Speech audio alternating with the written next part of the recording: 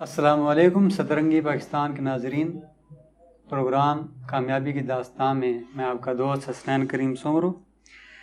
ناظرین، آج ہمارے ساتھ جو مہمان موجود ہیں وہ کسی تعارف کے محتاج نہیں، جناب انجینئر محمد علی مرزا صاحب۔ آج ہم ان سے ان کی زندگی کی کامیابی کے بارے میں جانیں گے۔ کیا آج ان کا نام اتنا مشہور ہو چکا ہے، یا پھر کوئی بھی اسلامی مسئلہ ہو، کسی نے چیک کرنا ہو، اسپیشلی نوجوان، ان کو کوئی بھی اسلامی مسئلہ درکار ہوتا ہے تو وہ یوٹیوب پر یہی سرچ کرتے ہیں، فلاں مسئلہ انجینئر محمد علی مرزا، یعنی کہ ایک برانڈ بن چکے ہیں۔ آج ہم یہ جاننے کی کوشش کریں گے کہ یہ برانڈ راتوں رات ایک دن میں 2 دن میں بن چکا ہے، یا کتنے سالوں کی محنت ہے، اور اس محنت کے دوران چونکہ اسلام کا راستہ تھا، اور اسلام کا راستہ بڑا ہی مشکل راستہ ہوتا ہے، ان کو کتنی دشواریاں پیش کرنی پڑیں۔ ایک شعر کے ساتھ آپ کی بات کراتا ہوں، ایک شعر ڈیڈیکیٹ کرتے ہوئے انجینئر محمد علی مرزا صاحب کو ڈائریکٹ ان سے آپ کی بات کرواتے ہیں کہ عرش والے میری توقیر سلامت رکھنا، عرش والے میری توقیر سلامت رکھنا، فرش کے سارے خداؤں سے الجھ بیٹھا ہوں۔ السلام علیکم علی صاحب۔ جی وعلیکم السلام ورحمۃ اللہ وبرکاتہ۔ شکریہ کہ آپ نے اپنا قیمتی وقت ہمیں عطا فرمایا۔ علی بھائی، کافی سارے نوجوان ایون کہ آپ کے اسٹوڈنٹس بھی ہیں، فالوور بھی ہیں، یا کوئی ایسے بھی ہیں جو فالورز نہیں ہیں لیکن سنتے ہیں آپ کو، وہ یہ جاننا چاہتے ہیں کہ ان کے پاس کوئی بیک گراؤنڈ تاریخی نہیں ہے کہ علی مرزا کہاں سے سٹارٹ ہوا، کس سیکٹ سے تعلق رکھتے تھے، کس سیکٹ کو چینج کیا، پھر کہاں پر گئے، یہ تبدیلی ساری یوں سمجھ لیں ایک طرح کی ان کی زندگی میں ہی ایولیوشن کیسے آئی۔ تھوڑا سا اپنی زندگی کے بیک گراؤنڈ کے بارے میں بتا دیں، کون سے گھرانے میں پیدا ہوئے وغیرہ وغیرہ۔ لا حول ولا قوۃ الا باللہ، اللہم صلی علی محمد وعلی آل محمد۔ دیکھیں جی، جہاں تک میرا یہ دینی کیریئر ہے، اس کا تعلق ہے، تو یہ تو ماحول گھر سے ہی ملا۔ ٹھیک ہے۔ یعنی میں ایک اسٹرانچ قسم کی بریلوی فیملی میں پیدا ہوا۔ ٹھیک ہے۔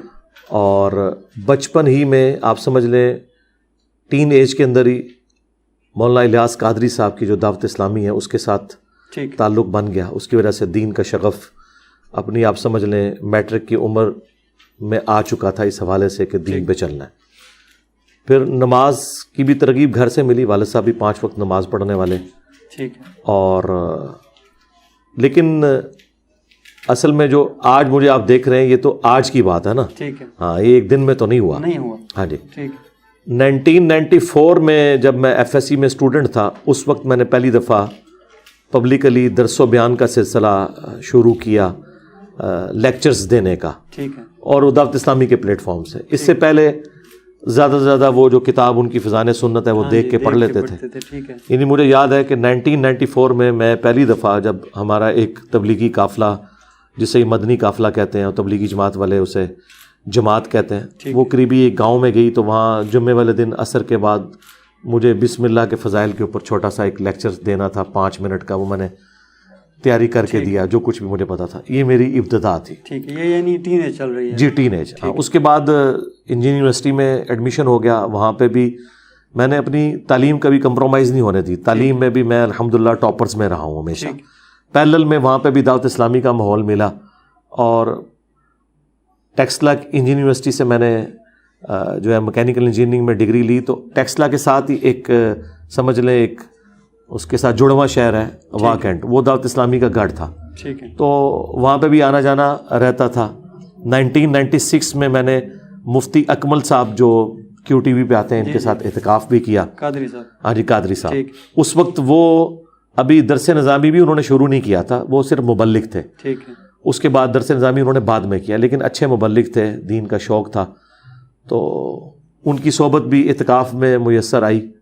پھر کرتے کرتے جب انجینئرنگ یونیورسٹی سے فارغ ہوئے اور پریکٹیکل لائف میں آئے، پھر پہلا شوق لگا کہ دعوت اسلامی میں ایک اختلاف ابھرا، جس کی وجہ سے میں دعوت اسلامی سے الگ ہوا۔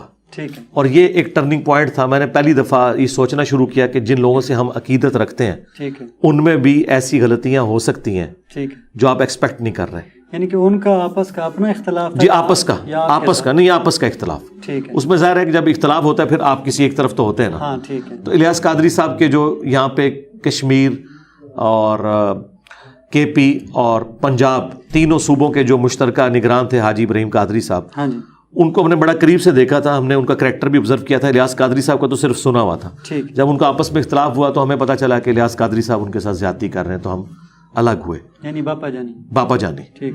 اور اسی دوران پھر میری جاب ہو گئی اسلام آباد میں. ٹھیک. تو پھر میں اس طرح کے جو جماعت والا معاملہ ہے اس سے کٹ آف ہو گیا. ٹھیک. لیکن پیرلل میں جہاں پر آفس کی طرف سے میری یعنی رہائش تھی وہاں پہ قریبی ایک مسجد تھی G10-4 کے اندر, اس کے اندر میں نے درس و بیان کا سلسلہ شروع کیا بریلویت فرقے کے پلیٹ فارم سے, لیکن کسی تنظیم کے پلیٹ فارم سے نہیں. ٹھیک. اور یہ میں آپ کو بات کر رہا ہوں 2007 کی. ٹھیک ہے. اور اسی دوران تبلیغی جماعت کے ساتھ بھی تھوڑا سا تعارف ہوا. ٹھیک ہے. اور 2007 میں پیر نصیر الدین نصیر صاحب سے میری ملاقات ہوئی گولڈا میں. گولڈا وہاں سے قریب تھا. جی جی. ان کی کچھ کتابیں بھی پڑھنے کا اتفاق ہوا, تھوڑا دماغ کھلا. اور پھر 2007 کے اینڈ پہ اور 2008 کے سٹارٹ, یہ وہ پورشن تھا جس میں میں نے قرآن حکیم کو پری ڈیٹرمنٹ رزلٹس کے بغیر ترجمے کے ساتھ پڑھنا شروع کیا. اسی دوران ڈاکٹر اسرار صاحب سے تعارف ہوا, ان کی بیان القرآن بھی سننی شروع کی. جی جاب کے دوران, یہ سب کچھ جاب کے دوران. ظاہر ہے جاب سے جب ہم فارغ ہوتے تھے تو میری فیملی تو وہاں پہ نہیں تھی, وہ تو جیل میں تھی, تو میں پارٹ ٹائم یہ دین کے ساتھ ہی شغف تھا نا. اور یہ پورے کا پورا سلسلہ چلتا رہا. اشفاق احمد صاحب سے تعارف ہوا, ان کا وہ ڈرامہ من چلے کا سودا, وہ بھی ایک ٹرننگ پوائنٹ ہے میری لائف میں.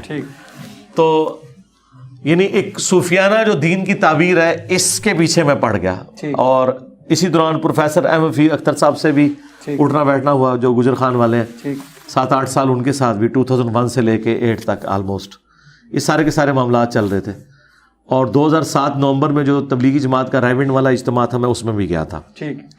اور یہ ساری کی ساری چیزیں پیرلل میں چل رہی تھی. صرف ایک اہل حدیث مکتب ایسا تھا جسے میں نے اسٹڈی نہیں کیا تھا. وہ میں نے 2008 میں پھر انہیں بھی اسٹڈی کرنا شروع کیا. تو مجھے آئیڈیا ہوا کہ بکش اعتبار سے سب سے زیادہ قرآن و سنت کے قریب اہل حدیث ہیں.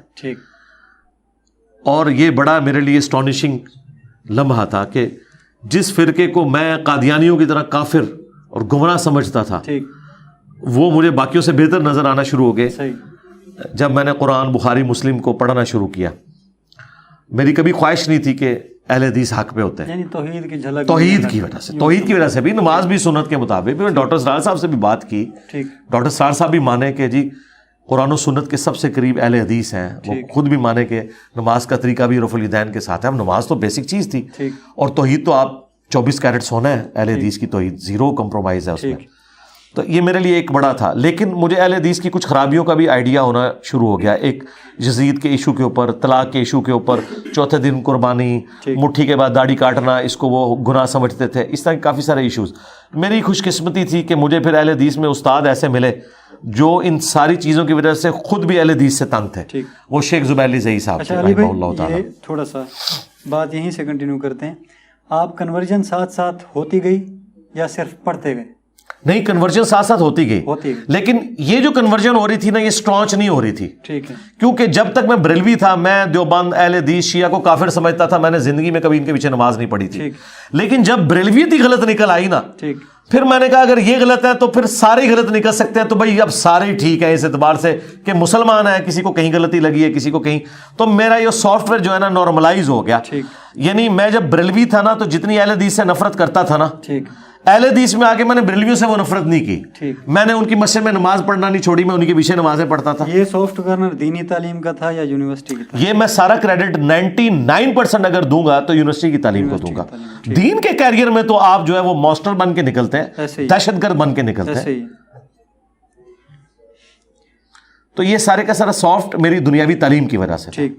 کیونکہ ظاہر دین میں تو آپ کو یہ تعلیم ہی نہیں دی جاتی. دین کی تو بنیادی تعلیم یہ ہے کہ یہ فرقہ جنتی ہے, مخالفین سارے کافر ہیں, جہنمی ہیں. تو دین میں سے کہاں سے یہ بات نکلنی ہے؟ ایسے ہی. ہاں جی. ساتھ میں علی بھائی یہ بتائیں, داڑھی وغیرہ شروع میں ہی رکھی ہوئی تھی آپ نے یا جی داڑھی تو میں نے یعنی میری سچی داڑھی ہے. داڑھی میری نکلی ہے جا کے آلموسٹ آپ سمجھ لیں انجینئرنگ یونیورسٹی کے بھی فائنل ایئر میں جا کے. داڑھی لیٹ نکلی ہے میری. یعنی پھر کاٹی وغیرہ آپ نے نہیں ظاہر ہے کہ نہیں. میں تو یعنی پہلے بھی نکل لی تو میں نے نہیں کاٹنی تھی. یعنی داڑھی کی تو میں نیت میٹرک لیول پہ ہی کر لی تھی کہ ظاہر ایک مذہبی تھا. جس فرقے میں کنورٹ آپ ہوتے گئے صاحب, ظاہر پھر بندے کو نا سوسائٹی کا, معاشرے کا, گھر کا بہت بڑا پریشر ہوتا ہے. اسپیشلی جی بریلوی فیملی تو ماتی. توبہ جی, مشکل وقت دیکھا ہے. ان تمام معاملات کو کیسے فیس کیا وہ بتائیں. بس فیس کیا ہے جی. ظاہر ہے کہ اب جب یہ طے کر لیا کہ آخرت بنانی ہے تو پھر آپ نے فیس تو کرنا ہے, ظاہر ہے فیملی کی طرف سے پریشر تو آتا ہے. ٹھیک. تو میں چونکہ شروع سے میری بڑی طبیعت ایکسٹروورٹ قسم کی ہے, میں کسی کو خاطر میں نہیں لاتا. یعنی جب میں بریلوی بھی تھا نا تو ایک کٹر تھا اور میں سمجھتا تھا یہ اس طرح ہے. تو جب مجھے یہ حق کی آواز پتہ چلی, ویسے ہمارے اکثر اسٹوڈنٹس حق کی آواز سننے کے بعد نا بزدل ہو جاتے ہیں. ٹھیک ہے. وہ اس میں میری تربیت کا بھی اثر ہے. میں کہتا ہوں یار سب سے محبت کرو, لیکن میں خود ایسا نہیں ہوں. ٹھیک ہے. میں بالکل بیک فٹ پہ نہیں گیا. ہر آنے والا دن میں فرنٹ فٹ پہ کھیلا ہوں, اور اس کا سب سے بڑا ثبوت یہ ہے کہ میں حق قبول کرنے کے بعد ایک جگہ بیٹھ نہیں کیا, ٹھیک ہے, چڑھ دوڑوں ساروں کے اوپر. میں نے کہا دیکھی جائے گی جو بھی ہے, میں نے یہ اپنے تک نہیں رکھنا, میں نے ہر بندے کو بتانا ہے. اور اس میں میں ایک اور شخصیت کا بھی ذکر ضرور کروں گا, مولانا اسحاق صاحب کا. ان سے میری ملاقات ہوئی تھی 23 مارچ 2012 کو. اہل حدیث, لیکن وہ بھی میری طرح کے ہی اہل حدیث تھے. یعنی وہاں ان کی خرابیوں کو ہائی لائٹ کرتے تھے اور ایک فرقہ واریت سے کافی حد تک نکلے ہوئے تھے. مولانا اسحاق صاحب سے جو میں نے سب سے بڑی بات سیکھی نا وہ یہ تھی کہ آپ جس سے بھی اختلاف رائے رکھیں, آپ نے اسے کافر نہیں کہنا. ٹھیک. اور نماز آپ نے سب کے پیچھے پڑھنی ہے. ٹھیک. اختلاف رائے کو اختلاف رکھنا ہے, اس مخالفت کو اس اینڈ پہ نہیں لے کے جانا. مجھے آج بھی وہ دن یاد ہے جب 23 مارچ کی ان دنوں چھٹی ہوتی تھی یوم پاکستان کی. 2012 کو جمعے کے دن 2012 میں 23 مارچ آیا تھا. 2013 میں ڈیتھ ہو گئی مولانا اسحاق صاحب کی 28 اگست کو رحمہ اللہ تعالی. تو میری وہ پہلی اور آخری ملاقات تھی ان سے. ہم نے پہلے ہی ان سے ٹائم لیا تھا, بلکہ انہوں نے فون کر کے بلوایا تھا مجھے, اور پھر اچھا موقع, ہم موٹر وے کے ذریعے اسلام آباد سے گئے اور ان سے ملاقات کی. میں نے انٹرویو بھی 40 کوسچنز کے ساتھ ریکارڈ کیے, وہ وہی والی ویڈیو. ہاں جی, وہ دیکھی ہوئی ہے آپ نے.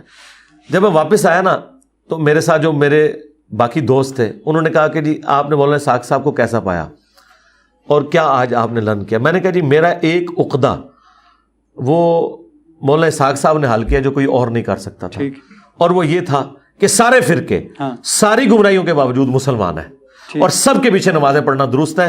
یہ وہ میرا مسئلہ ہے جو میں پریکٹیکلی تو اس پہ عمل کر رہا تھا, لیکن ذہنی طور پہ سیٹسفائی نہیں تھا. ظاہر اہل حدیث کہتے ہیں بریلوی مشرک ان کے پیچھے نماز نہیں ہوتی, بریلوی کہتے ہیں اہل حدیث گستاخ رسول ان کے پیچھے نماز نہیں ہوتی. لیکن یہ میرا مسئلہ علمی دلائل کے ساتھ انہوں نے حل کیا. میں نے اس میں ایک ٹاپک ان سے ڈسکس بھی یہ کیا, پھر میری آپ ویڈیو بھی دیکھ لیں, کلمہ گو مشرک اور کافر مشرک میں فرق. یہ میرا عقدہ انہوں نے حل کیا, یہ میری لائف ٹائم اچیومنٹ ہے.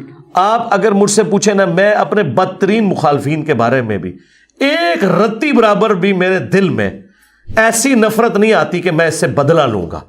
یہ دنیاوی اعتبار سے پولیٹیکلی میری بہت بڑی کمزوری ہے, حالانکہ میں بڑا ہارڈ لائنر ہوں, لیکن یہ اتنا ہارڈ لائنر ہونے کے باوجود یہ میرا جو نرمی والا رویہ ہے نا, یہ میرے پہ اتنا حاوی ہے کہ میں اپنے کسی دشمن سے بدلہ نہیں لینا چاہتا. میں اس کی آخرت کی فکر میں رہتا ہوں, اور میں اللہ کا شکر ادا کرتا ہوں کہ میری طبیعت میں اتنی سختی ہونے کے باوجود حق کے معاملے میں یہ نبیوں والی جو اخلاق نبوت ہے نا, اللہ تعالیٰ نے اس کا کچھ حصہ مجھے دیا ہے کہ میں اپنے مخالفین سے کبھی بھی بدلہ لینے کی بات نہیں کرتا. علمی اختلاف جتنا بھی کروں میرے سامنے آ جائے, میں نماز بھی ان کے پیچھے پڑھوں گا, میں ان کی 10 موسی بھی کر لوں گا, اور اندر سے میں یہ خواہش رکھوں گا کہ اللہ تعالیٰ اسے ہدایت دے دے. میری کبھی خواہش نہیں ہوگی کہ یہ بندہ جہنم میں جائے. یعنی اس معاملے میں یہ کہہ لیں کہ آپ کا نام بھی علی ہے تو ہاں علی والا حوصلہ ہے, ہاں رکھ لیتے ہیں. ٹھیک ہے. اچھا, لیکن میں یاد رکھوں میرے اندر چلاکی اور ہوشیاری بنو امیہ سے بھی زیادہ ہے. ہاں وہ اس لیے ہے کہ میں اس میں کسی کو نقصان نہیں پہنچاتا, لیکن میں کسی کو اپنے نزدیک نہیں لگنے دیتا. حضرت علی تو اس معاملے میں بھی کمپرومائز کرتے تھے نا, ادھر میری زیرو ٹالرنس ہے. مولویوں یاد رکھنا, بالکل میں ٹھوک کے رکھاں گا. جی علی بھائی, ایک تو یہ ہو گیا نا معاشرے کا دباؤ وغیرہ. آپ یہ بتائیے انہی وقتوں میں, ابھی ہم صرف فرقوں میں بیٹھے ہیں, ابھی اس سٹیج پہ نہیں پہنچے, ٹھیک ہے نا, یعنی کہ فرقے آپ بدلتے رہے, مخالف لوگوں کی بات بتا دی, لیکن بندے کا ساتھی ہوتا ہے, ساتھ دینے والا, جو تسلی دیتا ہے, تھپکی دیتا ہے کہ کوئی نہیں ٹھیک ہے, لگا رہے, اللہ بھی نہ لیتے پیچھے, یہ بندہ بھی نہ لے, کافی ہے. وہ کون سی؟ مجھے کبھی بھی کسی سے تھپکی کی خواہش نہیں رہی, آج بھی نہیں ہے. لیکن اگر میں تھپکیوں والا ہوتا نا میرے بھائی, تو یہ میں اتنا بڑا کام چلا ہی نہیں سکتا تھا. مجھے تھپکی صرف اللہ کی ہے جی. اگر کوئی مجھے دیتا بھی رہے نا تو میرے لیے وہ اتنی امپورٹنٹ نہیں رہی کہ میں اس کو ذکر بھی کروں, کیونکہ میں نے کبھی تھپکی کو تھپکی سمجھے ہی نہیں. مجھے ڈرایا ہے تو ہے لوگوں نے, تھپکی دینے والا مجھے کوئی اکا دکا لیول پہ ملا تو وقتی تھپکی تھی, دلیری کسی نے نہیں دی. اس کی وجہ یہ ہے کہ یہ معاشرہ اتنا خطرناک بلکہ خطرے ناک ہے کہ یہاں پہ آپ کو زیادہ کتنی کو دلیری دے لے گا, وہ خود بزدل ہوتا ہے. تو اس لیے یہ میں بالکل جھوٹ نہیں بولوں گا اس معاملے میں کہ میں آپ کو کہوں کہ کوئی دلیری دینے والے ہمیں دلیری دینے والے خود بھی بزدل تھے, وہ دلیری بھی اوپر سے ہمارا دل رکھنے کے لیے ضرور دیتے رہے, اندر سے وہ بھی بزدل تھے. میں بالکل اس معاملے میں کہتا ہوں کہ وہ مولا حسین علیہ السلام کا قول ہے کہ اگر زندگی کا انجام موت ہے تو شہادت سے بیسٹ آپشن کوئی نہیں. ٹھیک ہے, اگر مرنا ہی ہے تو دنیا سے ایگزٹ شہادت کے ذریعے ہو. اچھا, میں ایک اور اپنے استاد کا ذکر, ثاقب اکبر صاحب رحمہ اللہ فوت ہو گئے, اہل تشیع سے تھے. 2010 میں میرا ان سے بھی تعارف ہوا, اس کی وجہ سے میں شیعہ کو بھی بڑے کلوز سے میں نے آبزرو کیا اور کریٹیکلی دیکھا کہ ان کو کہاں پہ غلطی لگی ہے اور کہاں پہ ان کا سٹانس درست ہے. اس وجہ سے میں یہ اللہ کے فضل سے دعویٰ کرتا ہوں, اس وقت انٹرنیشنل سپیکرز میں میرے سوا کوئی ایک بندہ بھی نہیں ہے جسے تمام مکاتب فکر کا نالج ہو اور وہ بڑا صحیح طریقے سے ان کے بارے میں گفتگو کر سکتا ہو, اور اس کے باوجود سب سے محبت کرتا ہوں, مسلمان بھی سمجھتا ہوں. میں شیعہ کی مسجد میں بھی گیا ہوں تو ان کے پیچھے نماز پڑھی ہے, ایک نماز ہاتھ باندھ کے پڑھی ہے, ایک ہاتھ کھول کے پڑھی ہے. کوئی یہ نہ کہے کہ یہاں کے ہاتھ باندھنا چھوڑ دیا, اور کوئی یہ نہ کہے کہ یہاں ہاتھ کھول کے نہیں پڑھ رہا کہ لوگ اسے رافضی نہ کہنا شروع کر دیں. کھول کے بھی پڑھی, ہاتھ باندھ کے بھی پڑھی. ٹھیک. آخری کنورژن شیعہ فرقے میں تھا؟ نہیں, وہ کنورژن نہیں تھا. وہ نہیں تھا. کنورژن میرا آخری جو ہوا نا وہ فرقہ اہل حدیث میں ہی ہوا. ٹھیک. لیکن وہ کنورژن بھی سافٹ تھا. میں اس وقت بھی اپنے آپ کو اہل حدیث نہیں کہتا تھا, میں کہتا تھا میں کتاب و سنت کے منہج پہ آیا ہوں. اندر میں یہ سمجھتا تھا کہ میں اہل حدیث ہوں. ٹھیک. لیکن میں اہل حدیث کو وہابی ازم کو ایک گالی سمجھتا تھا, اور میں سمجھتا تھا کہ چونکہ تبلیغ میں ساتھ ساتھ کر رہا تھا, مجھے پتا تھا کہ اس طریقے سے آپ قرآن و سنت کی تبلیغ نہیں کر سکتے. لیکن بعد میں جب اہل حدیث کا بھیانک چہرہ میرے سامنے آیا تو مجھے پتا چلا کہ اہل حدیث جو دنیا میں ان کے ساتھ اتنی ذلت ہو رہی ہے اور لوگ ان سے اتنی نفرت کرتے ہیں, اس میں اس فرقے کا اپنا قصور ہے کہ یہ بھی ایک کلٹ بن چکا ہے. تو اہل حدیث سے میں اتنی محبت رکھنے کے باوجود آج بھی میں ان کو باقی فرقوں سے بہتر سمجھنے کے باوجود سمجھتا ہوں کہ کچھ چیزیں ان کے اندر اتنے بڑے بڑے بلنڈرز ہیں کہ جب تک وہ اسے اوور کم نہیں کرتے تو ان کے ساتھ وہی ہوگا جو ہو رہی ہے ابھی اس وقت. ٹھیک.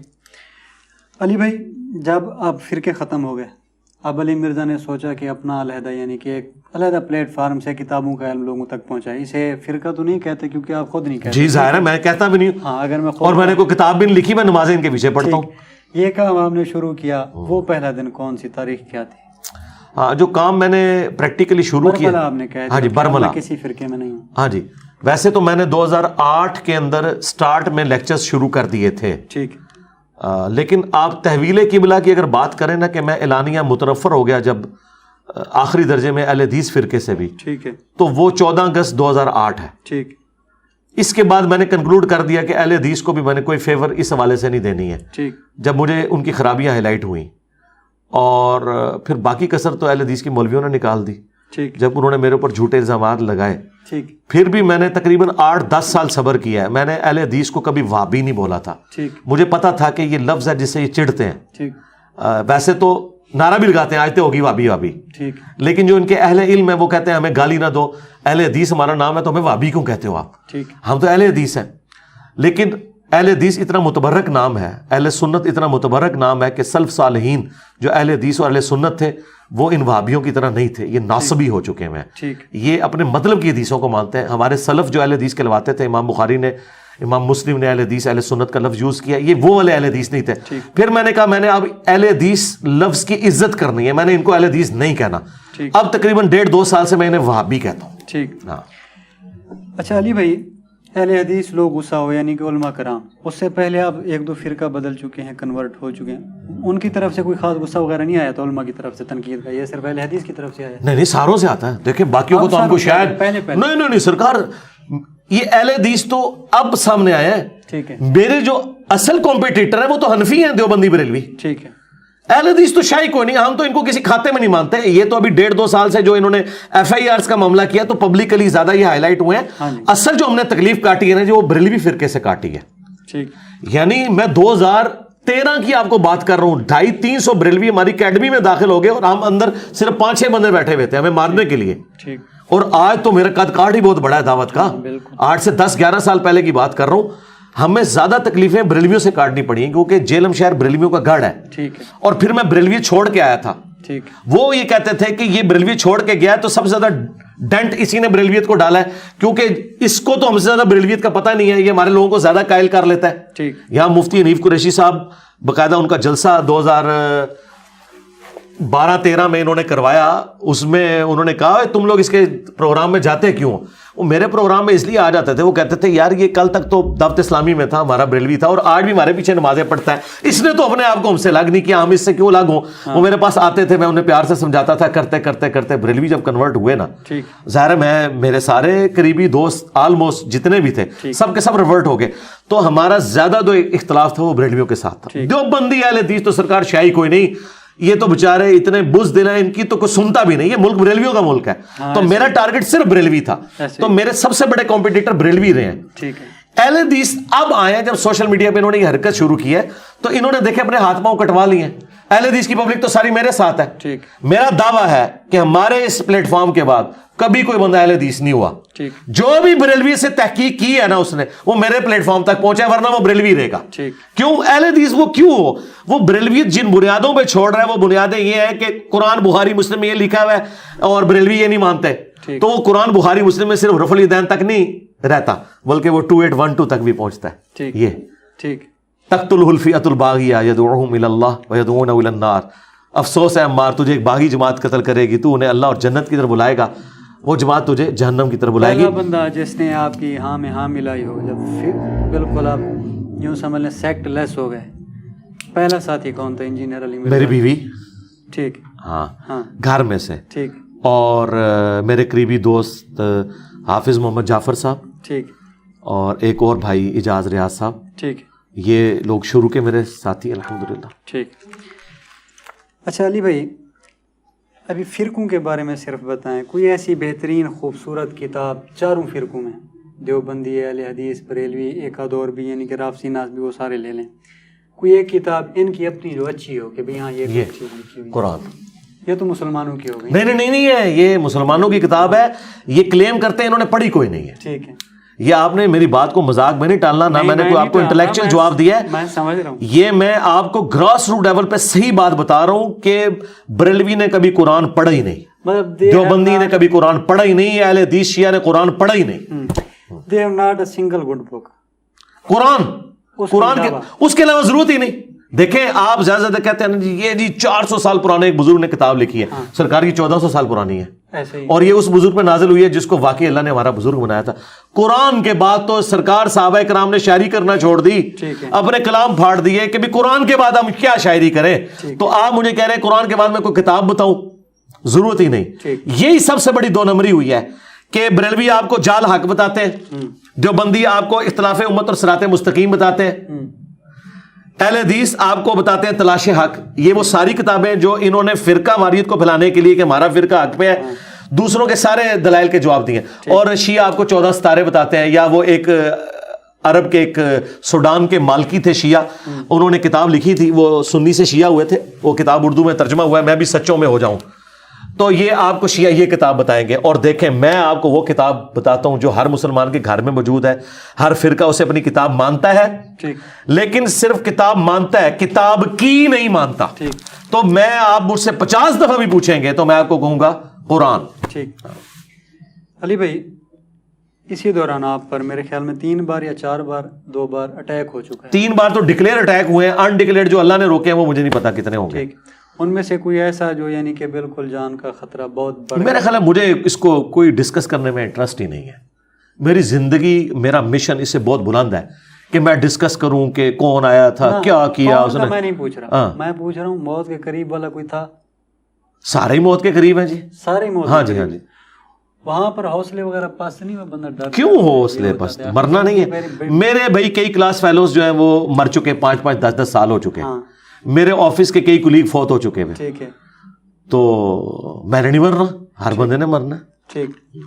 یعنی اسلام کی راہ پہ جب نکلے تھے تو سر پہ کفن ایک طرح سے دیکھیں, موت جس طرح آپ کا یہ عقیدہ ہے نا کہ اللہ ایک ہے, قرآن کی روح سے آپ کا یہ عقیدہ ہونا چاہیے کہ جو آپ کی موت ہے وہ نہ ایک لمحے آگے جا سکتی ہے نہ پیچھے.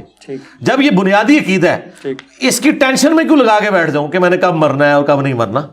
ہاں میں حفاظتی اقدامات ضرور کرتا ہوں, وہ آخری درجے میں کوشش کرتا ہوں, وہ آپ کا رائٹ ہے.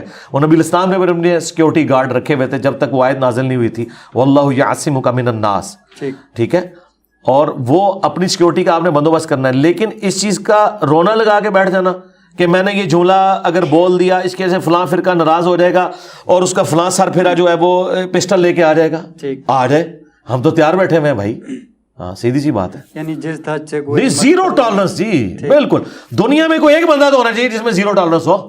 ابھی تک لوگ کہتے ہیں نا جناب ایتھے ہاتھ اولا رکھو, آپ ساروں کو مشورہ دیں, ایک تو کوئی ایسا آپ مسلمان پیش کر سکیں کہ یار یہ ایک مسلمانوں کا دائی ہے جس میں زیرو ٹالرنس ہے, وہ کہتا ہے یار یہ ایسے لکھا ہے میں نے ایسے ہی کہنا ہے, جاؤ جو ہوتا ہے کر لو. کوئی ایک بندہ تو ہونا چاہیے نا. ٹھیک, یعنی شعر یہ کہنا اچھا ہوگا کہ جس دھت سے کوئی مقتل میں گیا وہ شان سلامت رہتی ہے, یہ جان تو آنی جانی ہے, اس جان کی تو کوئی بات نہیں. یہ تو شاعرانہ باتیں ہیں جی, جس نے خود بھی لکھا ہوگا نا وہ خود بھی موت سے ڈرتا ہوگا. ہاں یہ باتیں لوگ کر کے سائڈ پہ ہو جاتے ہیں, ایک ریالٹی ایک بالکل ڈیفرنٹ ہے. اچھا میں یہ بتاؤں, یہ دلیری میرے اندر جو ہے نا میری اپنی ذات کی حد تک ہے. میں نے کبھی کسی اسٹوڈنٹ کو ونریبل نہیں کیا. اگر کوئی آتا بھی اگریسو, میں ہمیشہ اس کو ٹھنڈا کرتا ہوں کہ بھائی, اس کو میں کہتا ہوں کہ بھائی توپ کے منہ کے آگے میں ہوں, تم نے نہیں آنا. ٹھیک ہے, کس مسئلہ ہے نا, ہم نے اپنے یوٹیوبرز کو بھی ڈکلیئر نہیں کیا ہوا, سینکڑوں شاگرد ہیں, کبھی انہیں پلیٹ فارم سے لانچ نہیں کیا اس حوالے سے کہ یہ یوٹیوب چینل چلا رہے ہیں. اس وجہ سے میں کہتا ہوں جب میری ویڈیو ہے, میں توپ کے منہ کے آگے ہوں, میری ویڈیو چلاؤ, تم اپنے گھر میں بیٹھ کے چلاؤ. ہمارا سب سے خطرناک جو چینل ہے انڈرسٹینڈ اسلام ہے, اور جو اس چینل کو بندہ چلا رہا ہے میری بھی اس سے ملاقات نہیں ہے, صرف فون پہ بات ہے. ہمارے کسی اسٹوڈنٹ کی ملاقات نہیں, اکثر لوگ تو ان کو جانتے نہیں.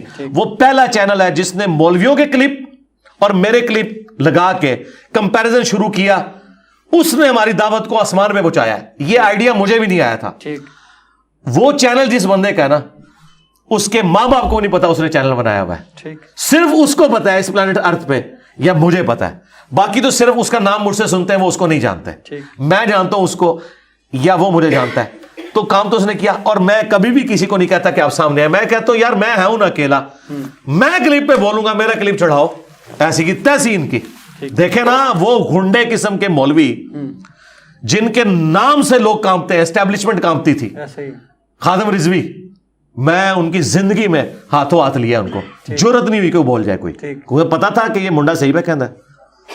ہاں اب چونکہ چینل کی بات ہو رہی ہے تو وہی سوال کر لیتے ہیں, یوٹیوب مونیٹائزیشن. یہ تو آپ سے کئی سارے لوگوں نے پوچھ لیا نا کہ کیوں نہیں کرتے, آپ نے بتا بھی دیا کہ کیوں نہیں کرتا. میں کہتا ہوں جو آپ کے اسٹوڈنٹ آپ کے چینل وغیرہ بناتے ہیں, اپنی خود ویڈیوز بناتے ہیں, آپ کے کلپس ڈالتے ہیں اس کے اندر, یا کوئی پوری کی پوری ویڈیوز ڈال دیتے ہیں, ان کو تو مونیٹائزیشن کے لیے جو اپنی بنا رہے ہیں نا, اور اس میں کہیں ایک میرا جملہ ڈال دیتے ہیں, باقی وہ خود وی لاگ کے طور پہ بناتے ہیں, تو وہ ان کا معاملہ ہے, ان کو تو ہم نے کبھی منع بھی نہیں کیا ہے ویڈیو ایڈز چلانے سے. ہم منع ان کو کہتے ہیں جو اسپیسیفکلی صرف ہماری ویڈیوز چلاتے ہیں. اس کی وجہ یہ ہے کہ بھائی اگر آپ یہ کام کریں گے تو یہ میرا آپ کانٹینٹ یوز کر رہے ہیں نا. پلس مولویوں کے پاس ایک بہانہ آ جائے گا, وہ کہیں گے اس نے فرنٹ مین رکھے ہوئے. ابھی میں نے کچھ نہیں کیا تو میری طرف لوگوں نے منسوب کیا میرے پاس آئی فون ہے, کوئی کہتا ہے میرے پاس ویگو ڈالا ہے, کوئی کہتا ہے ایران سے سب کچھ آتا ہے. میں نے کچھ کیا نہیں ہوا, پھر تو میں سیدھا سیدھا بندوق ان کے ہاتھ میں دے دوں گا, مجھے فائر. آپ نے کچھ کیا ہی نہیں ہوا تو ان لوگوں کو خاطر خواہ لانے کی ضرورت نہیں. وہ بات یہ نا کہ میں اس کو ناجائز بھی سمجھتا ہوں نا, وجہ یہ ہے میں ویڈیو ایڈز کو جائز نہیں سمجھتا. ٹھیک ہے, آپ جائز نہیں سمجھتا, اس وجہ سے میں کہتا ہوں. ہاں اس وجہ آپ اسی طرف آ رہے ہیں, ویڈیو ایڈز کو آپ ناجائز سمجھتے ہیں عورتوں کی وجہ سے. ٹھیک ہے کہ ایڈ وغیرہ جو وومن رائٹس بیسیکلی اسلام میں ہیں کیا, اس کا اس کے ساتھ کیا تعلق ہے؟ وومن رائٹس تو ایک ڈفرنٹ, یہ بھی آ جائے, یہ لٹریچر کا سوال بھی ہو سکتا ہے. نہیں وہ سوال آپ کریں نا, اندر کا سوال جو ہے وومنز رائٹ اسلام میں یہ ہے کہ اسلام میں مردوں سے زیادہ عورتوں کے رائٹس ہیں, ایک جملے میں کہہ رہا ہوں. ہاں آزادی کیا ہے ان کو؟ آزادی یہ ہے کہ جو اللہ نے دی ہے, مرد کو بھی کوئی آزادی نہیں ہے. مرد کو کوئی آزادی نہیں ہے کہ وہ شادی کے علاوہ کوئی چھپی دوستی رکھے, عورت کو بھی کوئی آزادی نہیں. موجودہ معاشرے کو دیکھتے ہوئے عورت جاب وغیرہ کر سکتی, جاب کر سکتی ہے اگر وہ مجبور ہے. اس کو جاب نہ کرنے کا ہم جو کہتے ہیں اس کو آنر دیتے ہیں. اب میری بیوی گھر بیٹھ کے میرے بچوں اور میرے مال کو وہ دیکھ رہی ہے تو میری ڈیوٹی پوری کر رہی ہے. میرے نزدیک میں بلکہ اپنی بیوی اگلے دن ناشتہ لے کے ہی تو میں نے اس کو کہا کہ یار شادی کو ہمارے 18-19 سال ہو گئے, میں ایک دفعہ بھی تمہارے لیے ناشتہ کبھی بنا کے نہیں لے کے آیا. تو کبھی ایسا بھی ہونا چاہیے, 19 سالوں میں ایک دن بھی ایسا نہیں, ہمیشہ تم ہی ناشتہ بنا کے لاتی ہو. تو اس نے کہا کہ آپ اپنا کام کر رہے ہیں نا, یہ میرا کام ہے, میں کر رہی ہوں. ٹھیک ہے, تو اس نے مجھے کہا کہ میں نے بھی تو وہ کام نہیں کیا کہ میں ایک دن بھی باہر جا کے کما کے لا کے آپ کو کچھ دیا ہو. میں نے کہا ٹھیک ہے, حوصلہ بنایا ہے, ٹھیک پکی دی ہے مجھے, تو پھر ٹھیک ہے بنا دی رہا ہوں, میں بنانا بھی کوئی نہیں. تو بات یہ کہ ہر بندے نے اپنی ڈومین کے اندر اپنا کام کرنا ہے نا. تو عورت کو اللہ نے رسپیکٹ دی ہے کہ وہ گھر کی رانی ہے, مرد کما کے لائے گا, اس کے ہاتھ میں پیسے رکھے گا اور وہ خرچ کرے گی, یہ اس کو عزت دی ہے اللہ نے. اگر اس کی مرضی ہے, خواہش ہے باہر کام کرنے کی, تب بھی نہیں. کیوں؟ وہ اولاد جو ہے وہ اور اس کے اپنے حقوق ہرٹ ہوتے ہیں. میں کہہ دیتا ہوں 10 کروڑ عورتیں ہیں پاکستان میں, ٹھیک, ایک عورت بھی مجبور نہیں ہے, سارے کے شوہر کما رہے ہیں. نہیں ایسا نہیں ہے. سن, مثال دے رہا ہوں, یہ بات مثال ہی غلط ہے. مثال سمجھ لیں, چلے کر لیں. ٹھیک ہے, سب مرد اپنی عورتوں کی خواہشات ضروریات پوری کر رہے ہیں. پھر جب مجھے میری بیوی کو بیٹا پیدا ہوتا ہے, بچہ ڈلیوری وغیرہ جب کرانی ہے, مجھے چاہ کے وہاں پہ یہ نہیں کہنا چاہیے کہ میں لیڈی ڈاکٹر کو اپنی بیوی دکھانا چاہتا ہوں, یا پھر اس وارڈ میں نرس کو ہونا چاہیے, جب میں کرنے اجازت ہی نہیں دے رہا نا. نرس کو تو کوئی مجبوری نہیں ہے, وہ جاب کرنے آ ہی نہیں سکتی. اس معاملے میں ایکسپلین دیکھیں, یہ بالکل ڈفرینٹ چیز ہے. ہاں, آپ نے ایک کیٹاسٹرافک کنڈیشن بتائی ہے جس کا تعلق جو ہے میڈیکل کی فیلڈ سے. ٹھیک, کسی بھی فیلڈ میں کہتا ہوں, پولیس آ رہی ہے نا, فیمیل پولیس, اس نے بھی گرفتار کرنا ہے نا. فیمیل ہم چاہتے ہیں فیمیل ہے, میل نہ ہے. جی, ہر معاملے میں جہاں پر بھی عورت جائے گی, عورت کی ضرورت. دیکھیں, آپ ان پرنسپل مجھ سے ڈسکشن کریں.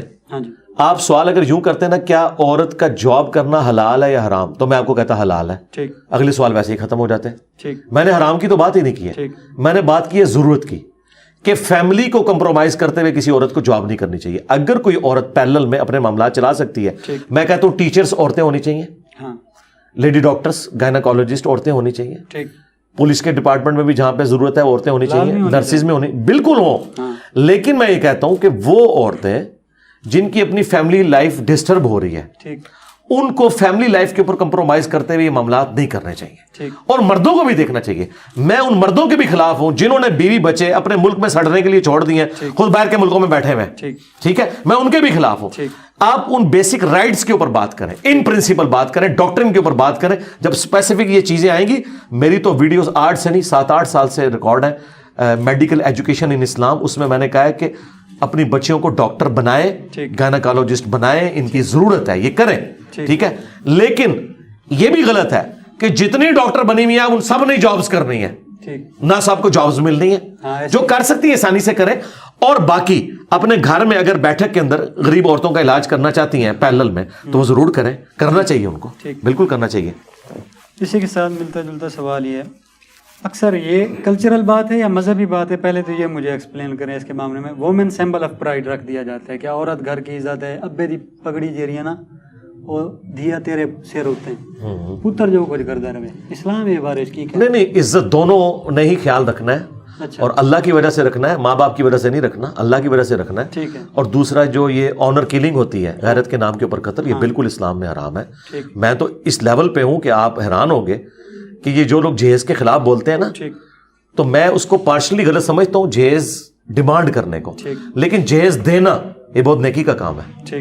اگر آپ اپنے جوان بیٹے کو 2-2.5 لاکھ روپے کی موٹر بائک نہیں نکلوا کے دے سکتے ہیں, تو جوان بیٹی کو زیور کیوں نہیں آپ گفٹ کر سکتے؟ ایک روم فرنیچر کیوں نہیں گفٹ کر سکتے شادی کے اوپر؟ آج تک کسی نے نہیں کہا کہ یہ موٹر سائیکل نکلوانا حرام ہے, جہیز کو سارے لعنت کہہ رہے ہوتے ہیں. یعنی مرضی سے آسانی سے ہو سکتا ہے آپ سے, تو بیٹی کو ضرور جی ضرور دینا چاہیے, گفٹ دینا چاہیے. اچھا, 2 طرح کی شادیاں پاکستان میں ہوتی ہیں. ایک تو ادھر اپر پنجاب اور سینٹرل پنجاب میں ہوتی ہیں, جس میں شادی مشکل ہوتی ہے بیٹی والوں کی نا, جہیز کی ڈیمانڈ وغیرہ کرتے ہیں. دوسری ہمارے سرائیکی علاقوں میں الٹ کام ہوتا ہے, وہاں پہ لڑکوں کے لیے شادیاں مشکل ہیں. ٹھیک ہے, یعنی کہ اس نے پلاٹ بھی بنوانا ہے, 5 مرلے کا گھر بھی, سعودی عرب میں بھی ایسے ہی, ہاں, لکھ کر دینا ہے پورا, یعنی کہ وہ والا سسٹم ہے. لڑکے یہ بھی ظلم کا نظام ہے, ظلم کا نظام. جی غلط ہے. ایسے تو ٹھیک لگتا ہے ظاہری طور پر, نہیں کوئی ٹھیک نہیں لگتا, غلط ہے, عجیب سا نظام ان میں. ہاں, لیکن اس میں ایک چیز یاد رکھیں, ابن ماجہ میں حدیث ہے, اپنے کف میں شادی کرو. اب یہ بہت بڑا ظلم ہے کہ ایک بچی جس کا پورا بلٹ اپ ایئر کنڈیشن میں ہوا ہے گرمیوں میں, اور آپ اچھے گھر سے اسے بیاہ کے لا کے جھونپڑی میں رکھ کے آپ اس کو حضرت فاطمہ کے فضائل سنانا شروع کر دیں, نہیں, یعنی چادر دے کے خود ہی پاؤں. جی جی جی جی. اور اگر یہ اپنے کف میں شادی کی جائے نا, ہم پلہ لوگوں میں یہ پرابلم کھڑے بھی نہیں ہوتے. ٹھیک, یہ لوگ ہمیشہ اپنے سے اوپر جانے کی کوشش کرتے ہیں, پھر اوپر والے ڈیمانڈ بھی کرتے ہیں دونوں طرف. ہاں, مجھے بتائیں, آپ غریب لوگ سے کہیں تو وہ کہے گا ہم تو پہلے ہی غریب ہیں, اگر لڑکے کے پاس مکان نہیں ہے تو کیا ہوا, کرائے پہ, ہم تو پہلے ہی کرائے پہ رہ رہے ہیں. وہ تو خود کہیں گے کہ ٹھیک ہے رکھ لو. ہاں, تو اپنے کف میں شادی رکھیں, ہم پلہ لوگوں. ٹھیک, زبردست جواب. اچھا علی بھائی, ایک ٹاپک تھا جس پر آپ نے بات بھی کی تھی, لیکن وہ بات بڑا ڈیٹیل میں ذرا نہیں گئی تھی. آپ ادھر ادھر گئے تھے, کمنٹس بھی نیچے آئے ہوئے تھے. اس ٹاپک پر تھوڑا سا, کون سا ٹاپک؟ اخلاقی لحاظ سے بھی مذہبی لحاظ سے بھی, وہ تھوڑا سا بریفلی بتائیں. ٹرانسجینڈر, خواجہ سرا, خسرا, اس بہت سارے نام ان لوگوں کو دے دیے جاتے ہیں. ٹھیک ہے, ان کے بارے میں اسلام میں کیا احکامات ہیں؟